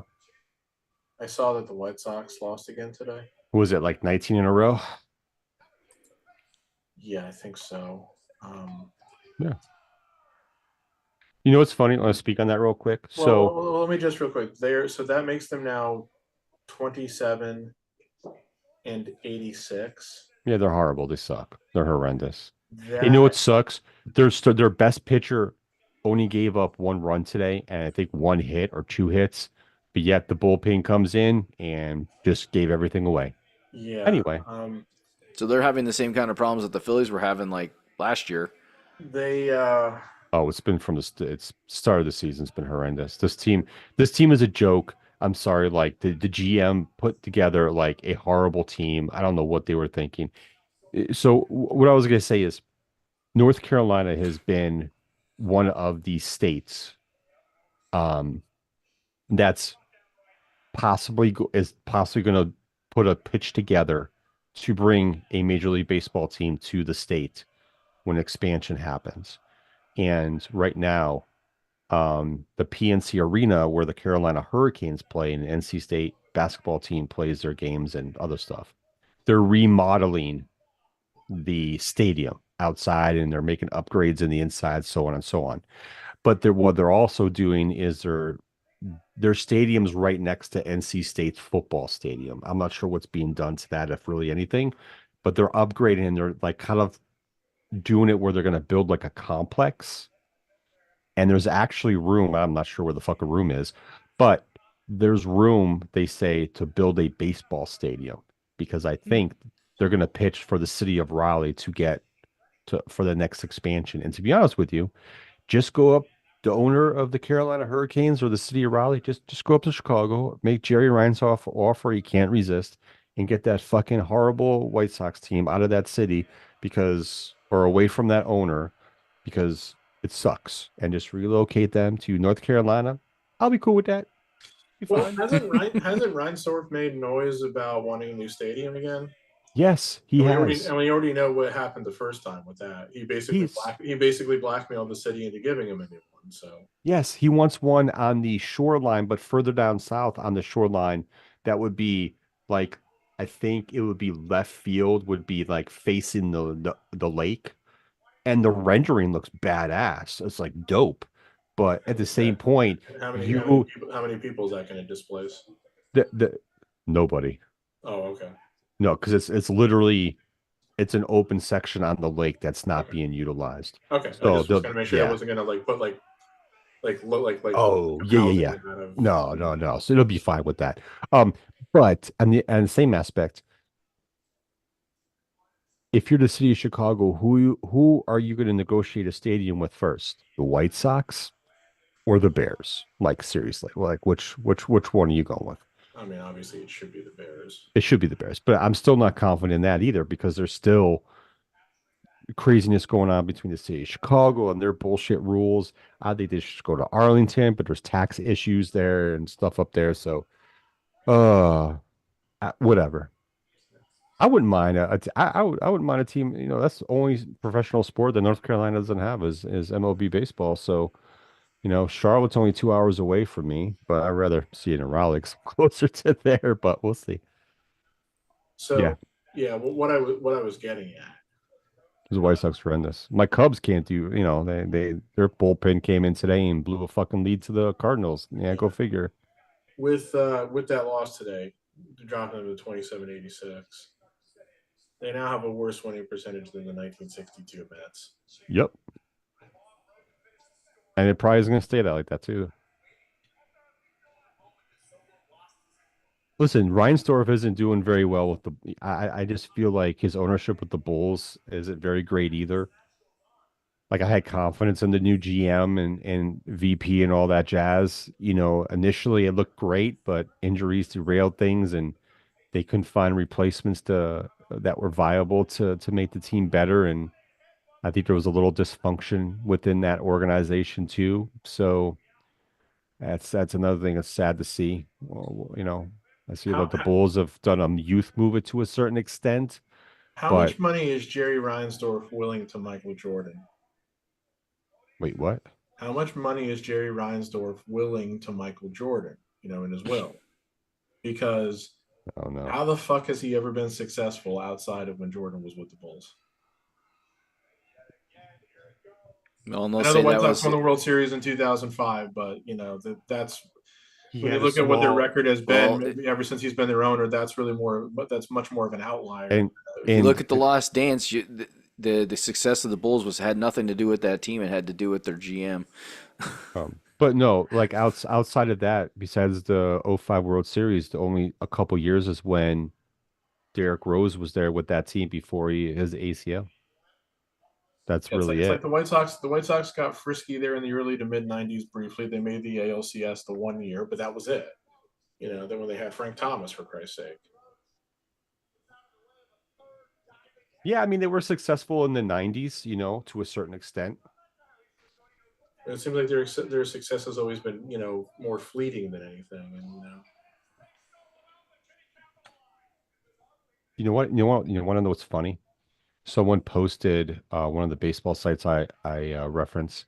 They post the stats from the '90s and compared like Frank Thomas's first 1,800 at bats to Barry Bonds' first 1,800 at bats, and Frank Thomas's stats across the board were better except for two, which found a tad bit interesting, but not 100% surprised. Frank Thomas was a really good batter. He was He was really a good really at good player. yeah. He played first base for a long time, and then he went to DHing, didn't he? Yeah, back and forth, first base DH. the White Sox have only made the playoffs 7 times since 1960. Oh, I'll give you a worse stat than that. So I think I might have posted this. I may have not. I don't remember. They had a stat in the career, the history of every single Major League Baseball team. It gave the percentage of times they have made the postseason, based off their history. You know what I mean? How successful they were. The Yankees were at the top. I think they've made the postseason in 43 or 44% of their history or whatever. Yes, Hmm. and just Right? for reference sake, of course, there, until 1969, the playoffs just meant the World Series. Correct. But Yes. the history. The White Sox are the only team that are not over 10%. So I even the think Wow. Phillies. they're the only team under 10%. I think it was like 7.8%. And it The was all, Cubs were like and it, 16 or something like that. and There it, was a bunch of teams at 15 and 16, and it was but all yeah, because of the Black Sox. it was I was like, wow, the White Sox have really been historically that bad A that they've dumpster fire. barely made the playoffs in their history. I'm like, wow, I mean, the Cubs 108 years to win the World Series, but at least they've been able to make the playoffs more. But I just found that I never knew that stat. I was like, wow. Well, see, that's the thing Yes, too. the It's like early when I 90s say White that, when I Sox say team that, was pretty solid. I think they got screwed on the strike year because I legit think that team had a chance to win the World Series in the strike year. yeah, That team was pretty stacked. that's the thing. It's like when I say they've only made the playoffs 7 times since 1960. Well, you go, well, what happens if you go before 1960? Well, you add in a whole 4 times. They Yeah, made the World Series 4 times, and 3 of those were before 1920. So yeah. That's just it's it's hard to be that bad. I mean, the only other teams that were ever really that bad for extended periods of time, and of course, this wasn't just like the pre-playoffs era, were like the Phillies, the St. Louis Browns before they became the Orioles, the Washington Senators before they became the Twins. Um, yeah, Does he that's have really it. Like, when we're are talking about those like the original sunglasses or was teams, that a patch on his eye? it's I a gotta see. patch on his eye. Yeah, because I've only seen one side of his face. And it I was the can't remember if that's for a legit reason or if that's like part of the story. Because like I said, I haven't been spending a lot of time watching SmackDown lately. okay, yeah, okay. There we go. I finally got a front facial view of him, and yeah, it's just an eye Well, patch. Okay. they're calling for Jay. Is the crowd? I would imagine it's not very pleasant trying to wrestle with an eye patch. no, no. Like if you need it or not.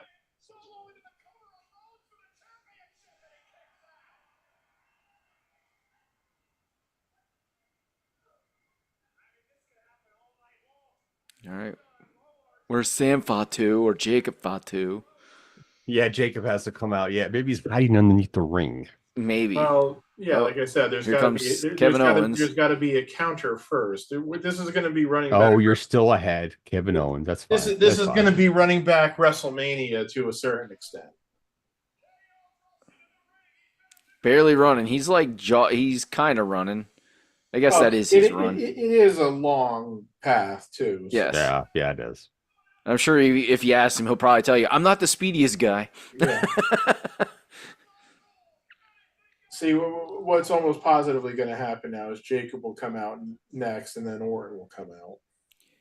Have either of you ever played Putt U in Coopersburg, the mini golf place? I've passed it many times. The one in Coopersburg? Or Yeah, actually, that would be Center Valley right there. it's It's yeah. Center In fact, Valley. wouldn't that be considered still Center Valley? I Yeah, think it's yeah, Center it's Valley. right there on Sorry. 309. I It's like in between the promenade shops and No, I have not. I can tell you, yeah, I have never the not, St. not Luke's that one. building I that's played it for there the where first my time today. We had endocrinologist a office is. Okay, team building event. Owens The was end running summer. faster. Owens was running faster than this guy. Yes, yeah, he's really taking his time. He's like, let me clap some hand.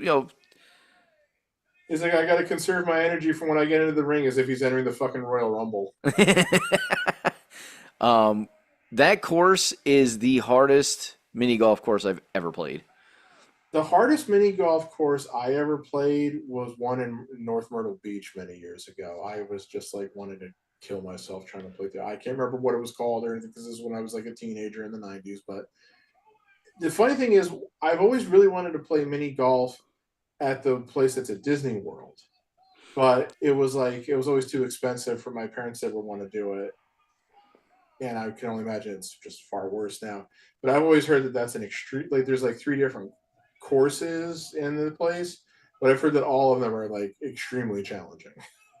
I can't even tell you what the hardest mini golf place I've ever played at. I played at some tough ones, but I don't know.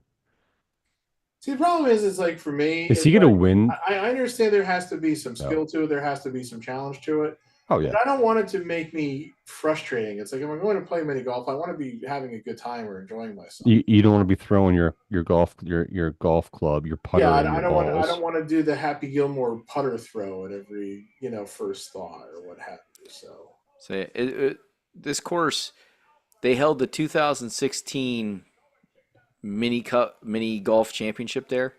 really, I Didn't know yes, there was such a thing. there is such a yeah, thing. that also But doesn't yeah, seem like nearly a big enough place to do a big event. but they have 2 courses, and I don't know if each course is as hard as each one is exactly the same as difficulty, but it's the only mini golf that I've ever played that had different spots to start hitting from. They have a blue, which is the most difficult. They have a white, which is intermediate, and a red, which is easy, Oh, I've played with one based like that. I based Yeah. on think their age I think group I've and seen level of. courses like that before. Yeah. Yeah, that's the first time. And so they were different spots on the course where you could, on each hole. The one hole was 91 feet long. Damn. I was like, Jesus. I think I played it Like, on a mini golf place in Virginia. That was where I played a mini golf place that had like the difficulty levels or whatever the case may be. I was like, oh, this is yeah. interesting. And you're only allowed to use a putter. You can't break out the wedge for that. Like there was definitely some holes that you were like, there's not a way to get a hole in one on this hole. It Ooh, is way too oof. long and way too curvy to get all the way down there and get a hole in one. Because if you hit it too hard, you hit the bricks and it bounces out of the freaking off the green part. You So got to it's get like, those hands in the right position. You get that little strokety You got stroke to get going. it just right. Ooh, Get it right in the line there. Tee that Just, shit up. yeah. just The right. lowest score was a 46 today by one of the kids that was playing. I was somewhere in the mid 50s. And what was par? I don't know. I didn't look at what par was. Was it 18 holes? Yeah. Okay. But that one of the holes, the one that was 91 feet long, was a par 5. Oh, Oh damn. god, that just really makes me laugh. Well, yeah, considering most mini golf courses, every hole is a par 3 or maybe a par 2. This one was a par Yeah. 5. I was like, Jesus Christ. Ooh, what are they going to do here with this move? They've Oh, been using these stairs a lot. The spear was interesting because you got to like throw that fucking stairs so it doesn't come back and get you. What I always hate about mini golf courses is like if like the hole was like a par 2, but in order to get that 2, you basically had to hit 2 completely perfect shots. It's like, well, if you have to hit 2 completely perfect shots, and that should not be a par 2. I saw the fans stand up and somebody pointed. no. It must mean that I don't know if Jacob it's is there. I was gonna I don't say know if Jacob's got to it's be coming out. Right there, Yeah, yeah. there he is. Speaking of him. Yep, the fans gave it away if I'm behind you guys. So So now, of course, the question is: does Jimmy come out or does Roman come out? now Jacob just came out. See, I mean, like Roman's got to have the bigger impact, of course. So, I mean, and also because why would you think Jimmy could Jacob fight, Fatu. why would you think Jimmy could fight off this psychopath? Where was Jacob? Was he down in He worked for NXT? MLW. He was the MLW heavyweight champion for Okay. quite some time. Because I know He never worked in NXT, to the best of my knowledge. they Yeah, I don't think had he was in NXT. they had the Tonga guys in Ohio Valley Wrestling for a little while. Well, one of the I guys believe. used to be. I mean, I think they were the Samoan Hit Squad or Samoan SWAT team or something like that. Well, was the one Tonga was he? Who was he? Hunico or Camacho? Way back when. I'm not sure. I know what you're talking about, though. I'm just not sure which one. Yeah, so I just like saying like he was on the WWE main roster at one point in his career. Not that it was very successful or memorable. No. But yeah, they were down at Ohio Valley Wrestling, I think, for a little while. I had a friend of mine Or ask no, me if maybe it I wasn't. watched. Maybe it wasn't Ohio Valley Wrestling. Yeah, Um, I had a friend of mine ask. It could have still been OVW if it was that long ago, but Kevin thinks I had Jacob's a the best of all of them. I yeah think Jacob's really good. I had a friend of mine ask me this week if I had watched the OVW documentary on Netflix, and I was just like, no. And he goes, "Why not?" I said, "Because I'm really not interested in what they are now." He goes, "What do you mean?" I goes, "Well, years ago they were the top developmental program for WWE, and they produced in short order Brock Lesnar and John Cena and Randy Orton and Batista and a couple other guys." I said, "Now they're just another indie struggling to stay alive." I said, "I like Al Snow, but I just don't really care if this company still survives, you know."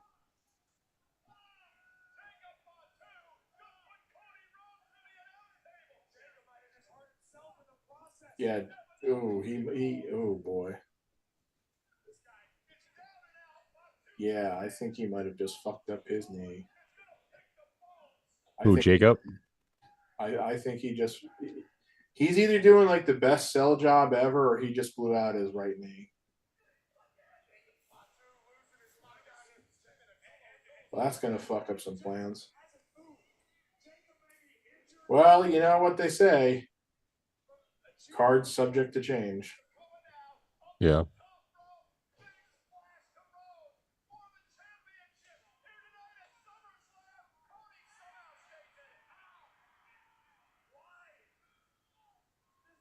See, now this is getting to be like an AEW match in a way with all the kickouts, but at the same time,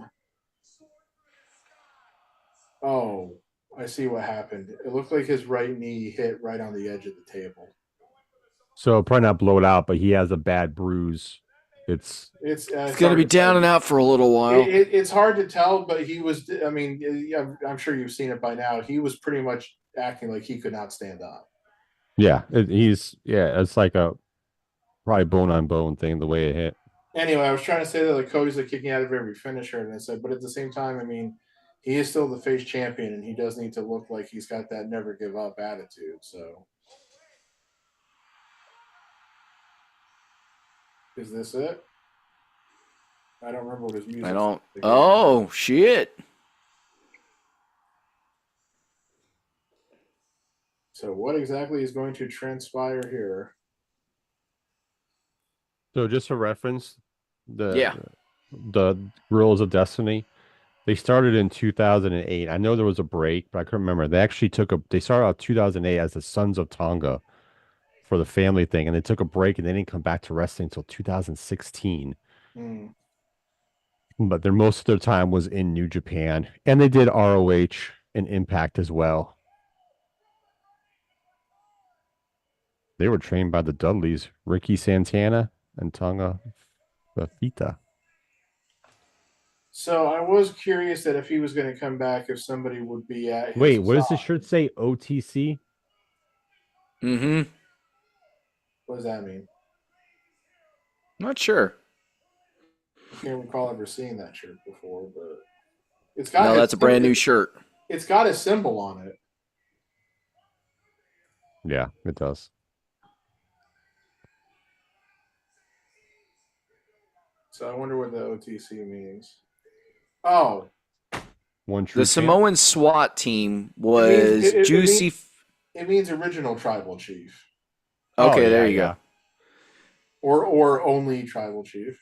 So, okay, yeah, Major League Wrestling. The Samoan SWAT team was Juicy Fanoy, Lance Anoy, and Jacob Fatu. And it's Fanoy or Fanau or something like that. Let's F see what I Roman N A does. U. Well, I mean, Ooh, it's funny that they used the Samoan SWAT team name because that was the name the Head Shrinkers used when they were in WCW in the late '80s and early '90s. But Lance Anoy is a very large man. one true chief. Yeah, that makes sense too, Kevin. One true chief.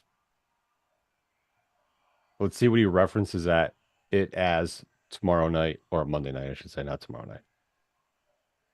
Well, he slammed Solo and he's looking at Cody. He could still, of course, attack Cody, but it doesn't look like he's going to. No, he has more pressing things to worry about than Cody. Now, the problem is whatever their ideas were, and I think we can assume what their ideas were for Survivor Series, may have just been had a huge monkey wrench thrown in with if Jacobs seriously fucked up, you know. Well, Well, the good Survivor thing Series about is that though way too away, is that so that's Survivor Series is still 3.5 months away. I'm yeah. sorry. Juicy is the big guy. Lance is a smaller guy. Cody looks a little upset though too. That he got help from Roman Reigns. Yeah, he was probably saying, "I didn't need your help to win," which is true. You never want a baby face to get help to win or retain a title unless there's been a total ton of shit thrown at him. But And of storyline course, wise, it makes sure. well, here's the thing: there is Jacob might have still been involved in this match and doing shit, and that would have necessitated Roman coming into even the odds, so to speak. We won't know that now, of course, because that's not what happens. Listen, I mean, the knee injury could have been legit, or at the same point. I think he's legit fucked up in some way because, like I said, either he was doing the best sell job ever, or there was just absolutely no way that he could stand. And the way that he was reacting was telling me that he knew he was hurt and that he was fucking everything up. So, Or he's a good seller. Yeah, usually you don't Could hear be the just- F word come out when yeah, people I think have enough temperance to be able to restrain themselves from using such a word if they're only pretending to be hurt, because they're more concerned with selling the injury, selling the physicality of it, than saying, "Oh fuck, fuck you, fuck, fuck, fuck," you know. Kevin says, "Remember, this is cinema. They are telling stories in WWE. This isn't AEW." Well, yeah. Listen, sorry. Anybody who says that the matches are what sells you to watch wrestling is full of it. They really are. And I'm not saying, and I don't mean that like, it's got to be all sizzle no steak, so to speak. You do have to deliver in the ring. Is he wearing his Air Jordans? I think No. so. No, those aren't the ones. I mean, like, They are Air Jordans, though. That much I know. Yeah, you do have to be able to deliver in the ring at some point, obviously, of course, but you're not going to be compelled to watch because these guys are going to have a great match. I mean, that's not what, to use an old Hoganism, unfortunately, that's not what sells tickets, brother. Well, listen, we'll find out at some point if it's a legit injury or if it's just a work to get him out of the match, whatever the case I may. expect we'll know by tomorrow at the latest, really. Yeah, we'll probably know tonight. As there'll be something released by Triple H or somebody. Yeah. Well, yeah. If he's going to be holding a post-show press conference, I'm sure somebody's going to ask him, "Is Jacob Fatu okay?" And I'm sure what he'll say is, "We don't know yet." I mean, it's fine that Jimmy didn't come out either. Yeah, I'm okay with that too, because like I said, when you think about it, because of course they were going to have Orton and Owens come out because they've been with Cody and a lot of stuff in the last pay-per-view, or I'm sorry, PLE. Like the numbers didn't add up for Jimmy to be in there, like, especially if you use Steiner math. He's pointing to his shirt, OTC. Roman's also probably going to take the attitude like, "I'll come back for that title whenever I want to, but I got to take care of family business. Has he held the title more than one time? I got to take care of tribal chief business first." Yeah. Wait, what was that, Jeremy? Has he held the title more than once? Who? Roman. Oh yeah. Okay. Couldn't remember if he had more than one title reign. Yeah. Because I was going to go, it could stand for one-time champ. Yeah. He had his. Oh title, God. He had his title reigns back. When he was still coming out to the Shield music and stuff, like when he beat Triple H at WrestleMania that one time. He was champion when he came back as a heel then, but then he had to vacate it because of the COVID. He went away when the COVID shit was going on. Because oh my God, Jackie, you're teasing me with this outfit. Jesus God Almighty. I know. I saw it on the pre-show. I was like, "That's an interesting choice," but I'm not going to complain about it. Oh, definitely not. But oh Lord, you're teasing me. Oh, there was some pictures you posted to like your Instagram or Twitter that was like tied together like on the side. You got to check that out. Oh Lord. Sorry, as we're being pigs and lusting over. I work with perverts. Yeah. Oh, this is work? Yes, I get you paid do. for this? Yeah, I get paid in laughter. But what was I trying to say? I don't even remember now. Oh yeah, it's like he had to go away for when COVID was because with his leukemia and everything, he couldn't Oh be yeah, yeah, around yeah, Yeah. at that yeah. point. He had to So relinquish the title at that time too. yeah, so and then like it was like when he came back, it's like he won the title and held it until WrestleMania. What? So, Why do I feel like Wade Barrett has worn that suit more than once on TV? because I think he has. He's like, I love this suit. This Makes me look suit- spectacular. Purple is my color. No, wait. Magenta, whatever you want to No, call no, that. wait. I got a better. Plum. Damn you fucking asshole! I was gonna say, oh, so you think that? So you're upset that I've worn this suit before? Well, I've got some bad news for you. If I want to come out looking like Professor Plum, I'm gonna do it. I don't think that got the reaction you were expecting there, sir. I don't know if I was expecting one. I just wanted to go on a riff. Yeah, he just But wanted you to rip also, that one out. but you also spoiled Corey it by saying Corey Graves a is minute wearing a ago before I had a pink- chance to. And Pat, Kevin agrees with you and me on the topic of Jackie. So just FYI. So I've seen Yes. people. I didn't say I wasn't agreeing with you. I just was not trying to put it out there in the universe. I have seriously seen. who cares? I am 47 years old. I don't give two shits. Hey, I'm unmarried, so you know. Yeah. I have seen people online. Mine say loves that- Brad Pitt, still does. Whatever. Don't I really have care. I have seen people online say that she's ugly, she's not good looking, or this or that, and it's like I really just want to go. Please tell me what your standard of beauty is, then. Jesus, what is it you don't like about her? So have you guys watched if any it's of a the thing like, Olympics? oh well, I only like blondes. Yes, a lot of it. Okay, fine, but still, you know. I'm a big Olympic fan, so I've watched a lot. When I can remember to turn it on, I have. I turned the women's soccer game on today. I didn't know when they were playing. I turned it on when I got like an alert on my phone saying it was going to extra time scoreless. So I was like, oh shit, let me watch the rest of this now. Yeah, I watched it before we left for my cousin's stay I for the think birthday McAfee party. was doing like the Mr. Perfect pencil flip. I saw the. Yeah, he did. I got to see the rugby match against the U.S. and Great Britain. That was really good rugby match to And watch. I watched a few minutes of the basketball game today. Like when I turned it on, I think right after Joe, you texted and said, Puerto Rico's not going to make it easy. And I think from the moment I turned it on, the U.S. started to pull, Yeah, they did. I jinxed Puerto Rico on that one, but hey, it's okay. Good job. That's exactly what needed to happen, sir.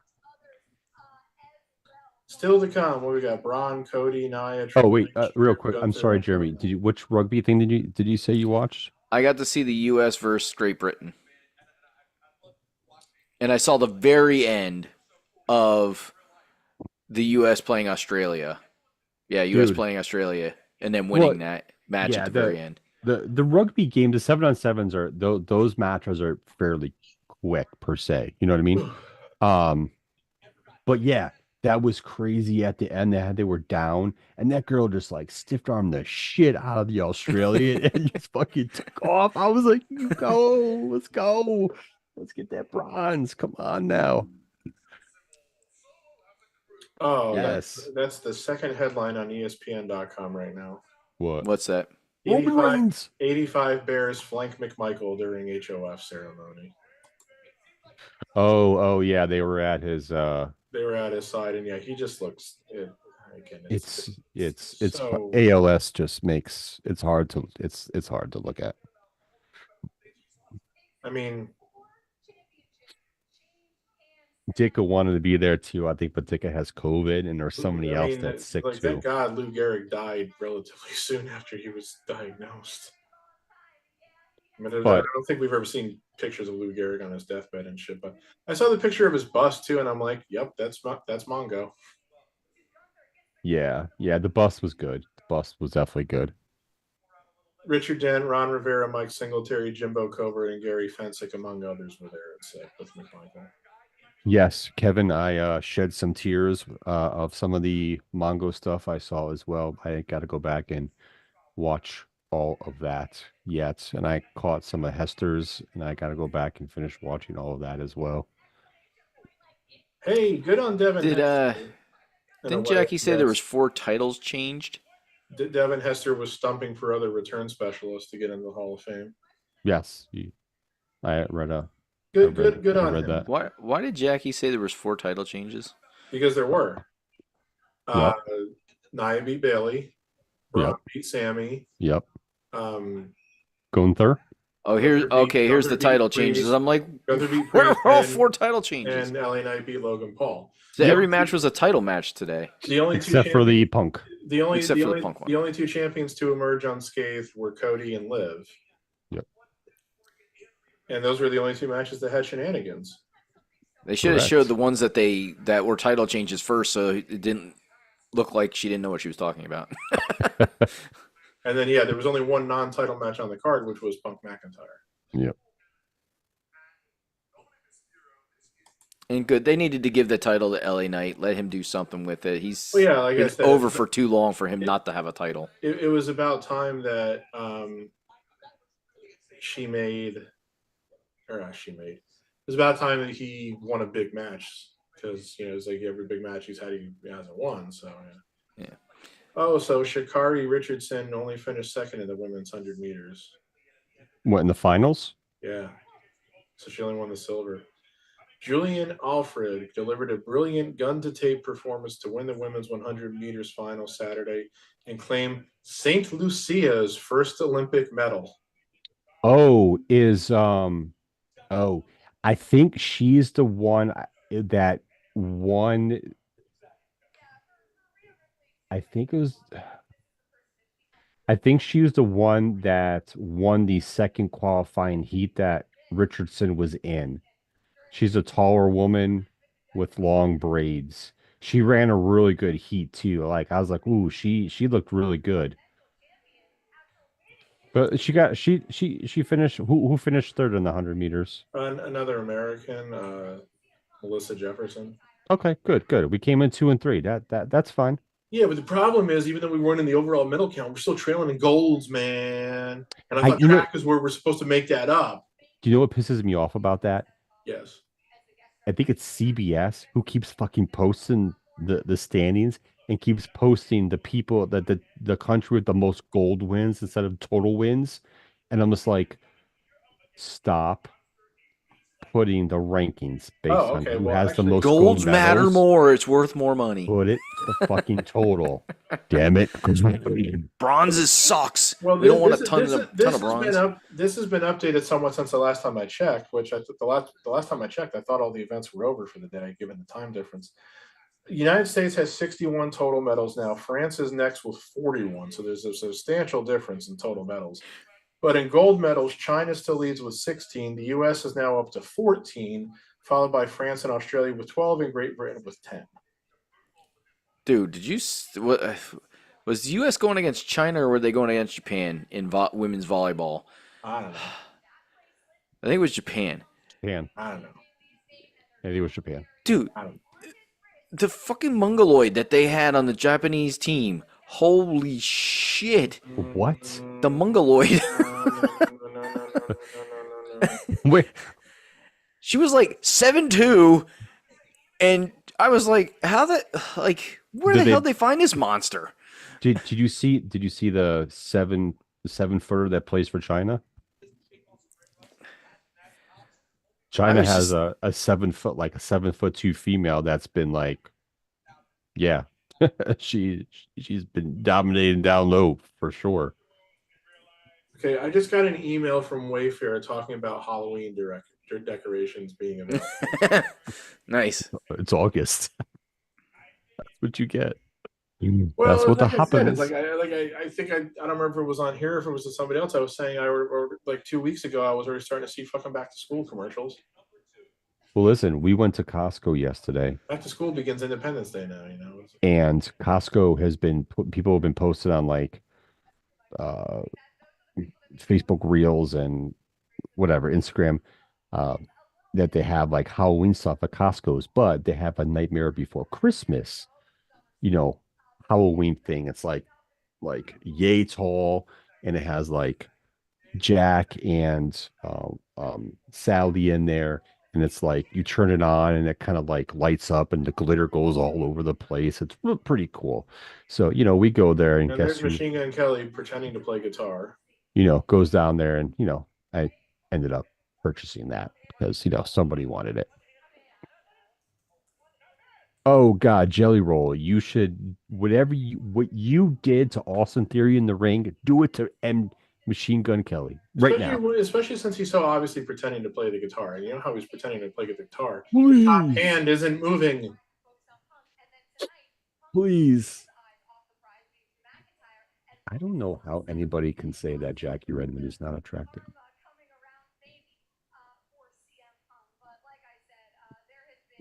Oh no, it was the Chinese team. Yeah, that's who I saw. It was the Chinese women. It was the U.S. against Chinese. That chick is ridiculously huge. She's a tall man.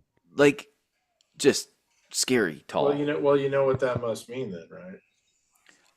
I was just like, I didn't real. I mean, I've seen women. It must if she's that tall, I've s- it must mean this. I know women exist that are tall because there's NBA players. Well, not NBA, WNBA players like, you know, freaking Brittany Griner 6'9". Oh God, we have to have the Cleveland Browns chairs at the post. Nice, but yeah, Oh, we she got was Nia and Tiffy time. gigantic. Nobody wants to see your tits. Oh man, I can see. And Jackie's just got that little dimple right there, that little mole thing. Yeah, okay, never mind. I'm gonna keep the comments to myself. Tiffy, tell your boyfriend to wear some real wrestling trunks, please. Instead of that fucking speedo which barely covers him. Oh, Congratulations, Queen. That crown is terrible. I think Tiff, Terrible. Terribly awesome because it looked like the crown that Sauron wore. Sauron. Tiffany's briefcase is pretty cool though. I like it with the strap and all that stuff. That's Yeah, see, badass. that's the other thing too. They didn't spend the money to do a personalized briefcase for her to cash it in so fucking quickly. Nimrods. Yeah, she wasn't cashing that in. She's holding on to that for a while. Maybe not till WrestleMania, but maybe. Indeed.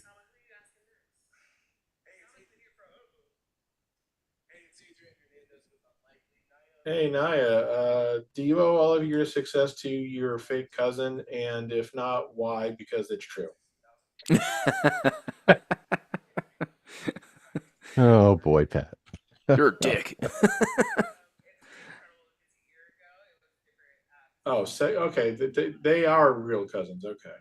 Yes, they are. Second cousins once removed. So They're real cousins. Yes. well, like no, just the reason I'm saying that is because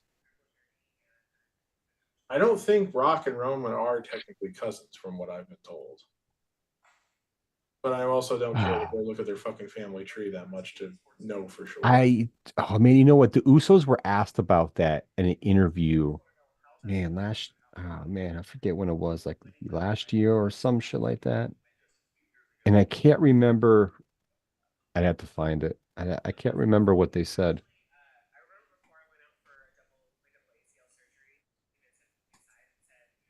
She's a two-time women's tag team champion and a Raw women's champion. Okay, here we go.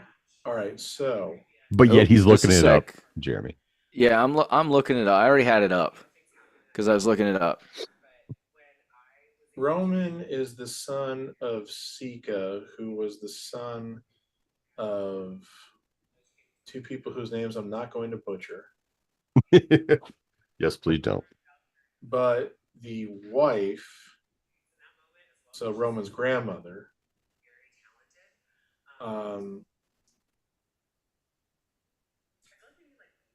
I don't know what this connection means. Well, you The better Maiavias find and the out. Inois are related. I think they're cousins. The Maiavias and the Inoi. Roman's grandmother, I think, from if I'm looking at this right, and like the lines don't mean something that I don't think they don't mean. Roman's paternal grandmother, so Sika's mother, Mm-hmm. was Peter Maiavia's sister. I don't think that technically makes them cousins. but I don't really remember how this shit works.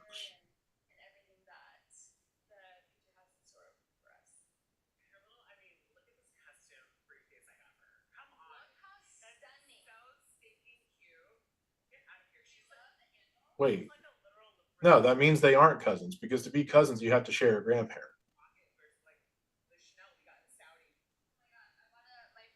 Hmm. You have to share a grandparent or be like on the line from the grandparent. So yeah,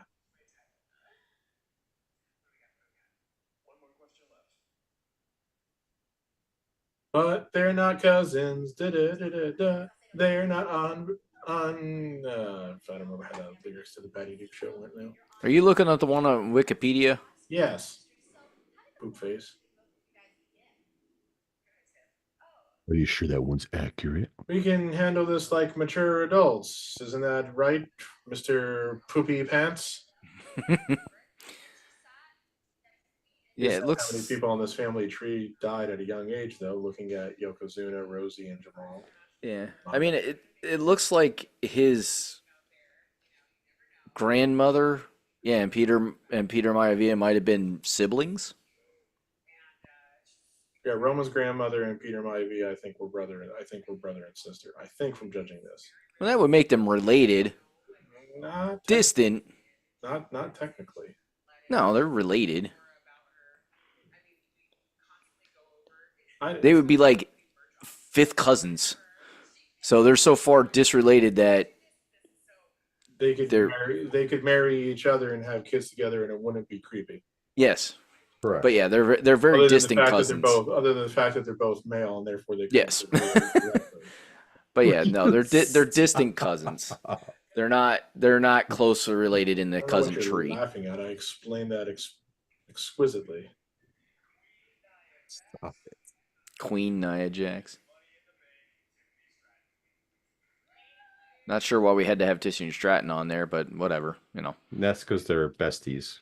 Because All because right. On that note, I don't need to watch any more of this, and I'm going to go.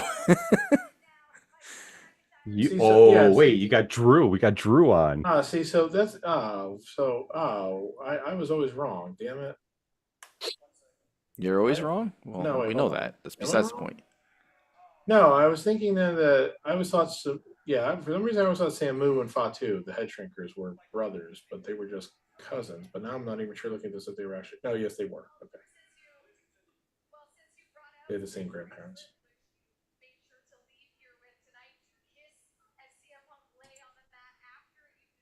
Oh, Drew's not at the press conference. He's come out on the little stage. Oh, he's got the little bracelet. Drew, did you get everything you ever wanted? Even though you cheated to win. Did he? A low blow? Yeah, that's cheating. That's Wow. old school cheating. That's old school Flair cheating there, brother. Yeah, But he used his foot, not his arm, still. to deliver the low Same blow. concept to the same area, just a different feature.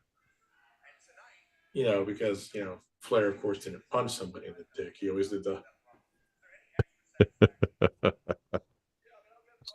All right. We can finish the We can wrap it up now. I we think. All can right, wrap it wrap it up. up. You should always wrap it Oh, up. It's very important. Another Summerfest coming do I up. have to?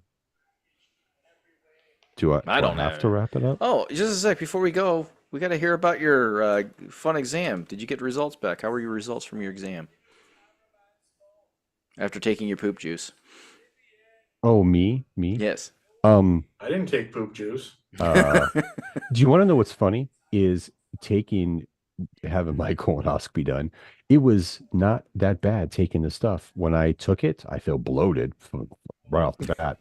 But I only went poopers 3 times after that. And then the next morning at 5 a.m., when I took the other bottle of shit, literally, I only pooped another 3 more times. And yeah, so here's the thing. They took several polyps out. As of right now, it's listed on the my results as precancerous, but they're benign right now.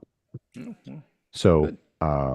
you know, I have to go every 5 years or sooner, depending on what my family doctor says. But and I need to get more fiber in my diet because I have diverticulosis as well. So, Okay. Isn't so that gotta what AJ said he has? apparently yes, Yes. correct. So got to add some more fiber to take care of that, and then just roll Yeah, with make it. sure it doesn't get any worse. Raisin Yeah, bran, my friend. fuck that raisin bran shit. No, Well, There's fiber. lots of ways to get it. Okay, Eating just eat no, fruits and fiber. Just veggies, eat lots like of eat fiber in fiber one those. then or something. no, not fiber, not raisin bran. God, you try to help. No. All right, and on that note, after hearing about the poop capades, Hey, you're the one who asked.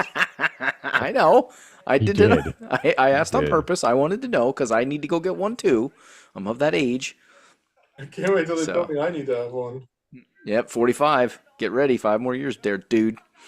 2 more years. Oh, you're 43. I didn't realize you were 43. I thought you were a little Yes. bit younger than that compared to us. I'm So, 40. I'm 43. Of course, at this rate, I may not make 45. You never know. Oh, stop so it. yep. So yeah, 45.